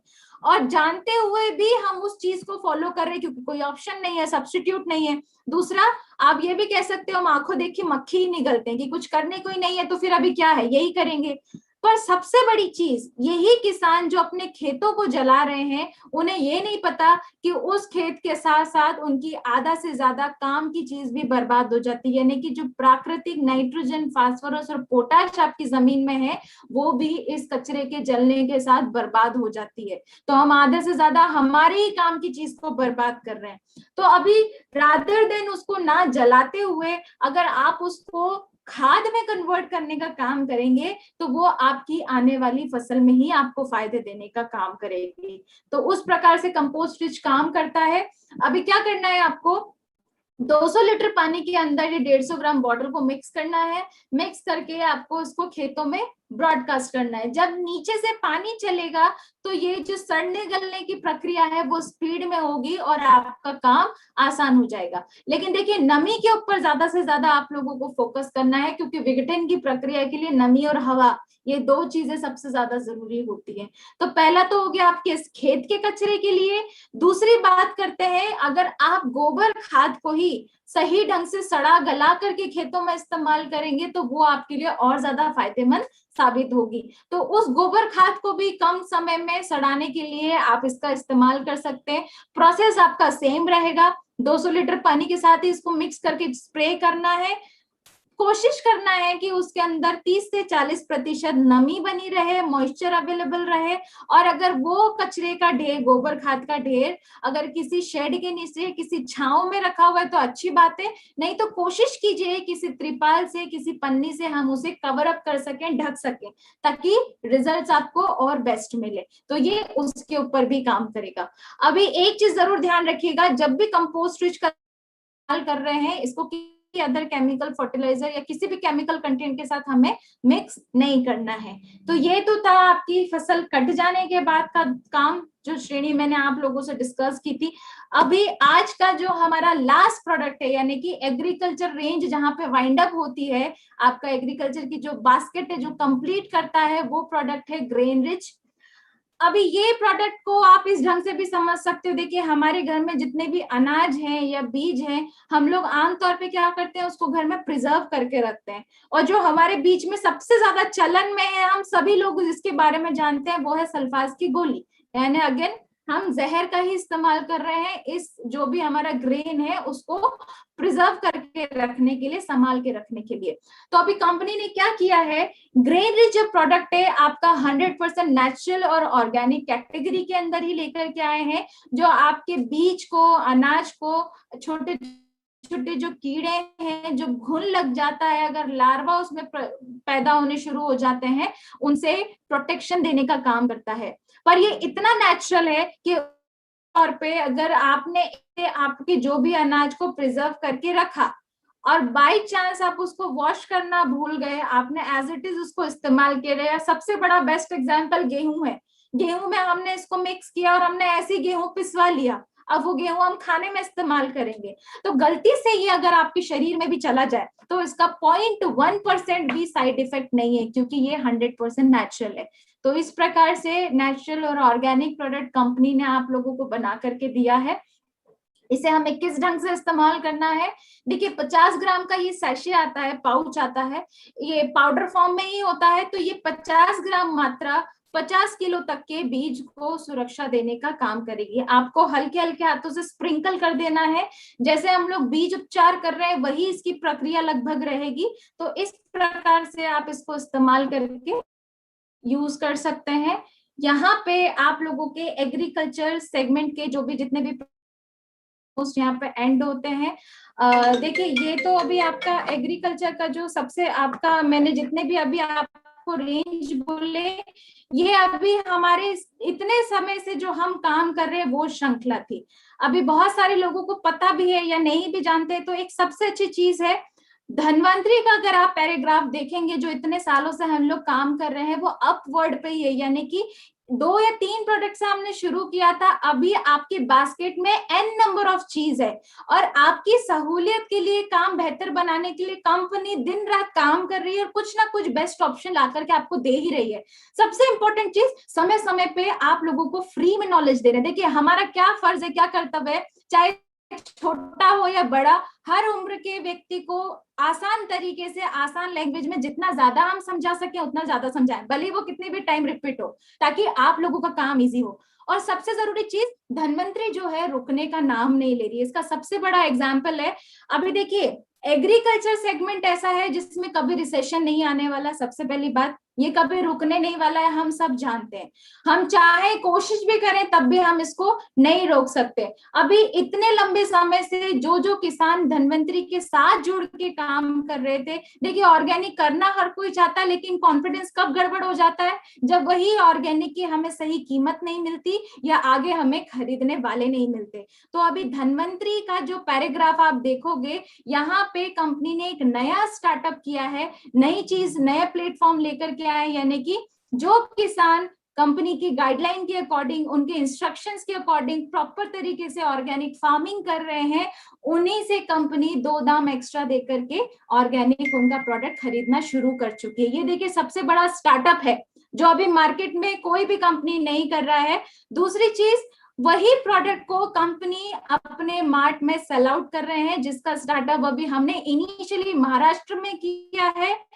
लॉकडाउन की टफ सिचुएशन होने की वजह से बाकी स्टेट में ये चीज नहीं हो पाई है, लेकिन देखिए ये सिचुएशन हमेशा नहीं रहने वाली है, डेफिनेटली ये वाइंड अप भी होगा। जैसे पिछले साल सब कुछ सेटल हुआ था, अभी तो हमारे पास बहुत बेहतर ऑप्शन है।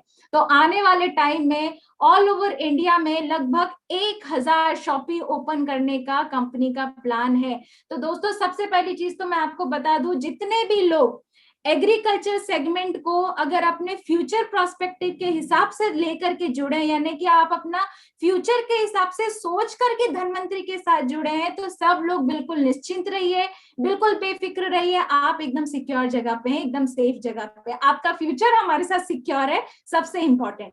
तो अभी आज का सेशन हम लोग यहीं पे एंड करेंगे। मेरा सब लोगों से रिक्वेस्ट है, ज्यादा से ज्यादा नॉलेज को गेन कीजिए, हर एक चीज को रिपीट कीजिए, जितना ज्यादा बार सुनेंगे उतनी ज्यादा आप लोग परफेक्ट बनेंगे। और मोस्ट इंपॉर्टेंटली, अभी की जो टफ सिचुएशन चल रही है इसमें आप सभी लोग अपना ध्यान रखिए, बाहर काम करना है, लेकिन सबसे पहले खुद की सेहत के ऊपर ज्यादा से ज्यादा फोकस करना है। इम्यूनोरिच का टाइम टाइम पे सेवन कीजिए, अपने स्वास्थ्य को सबसे ज्यादा फोकस कीजिए, और अगेन खुश रहिए, जिंदा दिल रहिए, स्वास्थ्य का ध्यान रखेंगे तो सब चीज ऑटोमेटिकली सेटल रहेगी, क्योंकि अगर हम ठीक है तो जान है तो जहान है, बाकी की चीजें पैरेलल चलती रहेंगी। तो सभी को मेरा नमस्कार, होपफुली जल्दी आप लोगों से अगेन मुलाकात होगी, तब तक के लिए बाय बाय, टेक केयर, घर में रहिए, सुरक्षित रहिए। Thank you.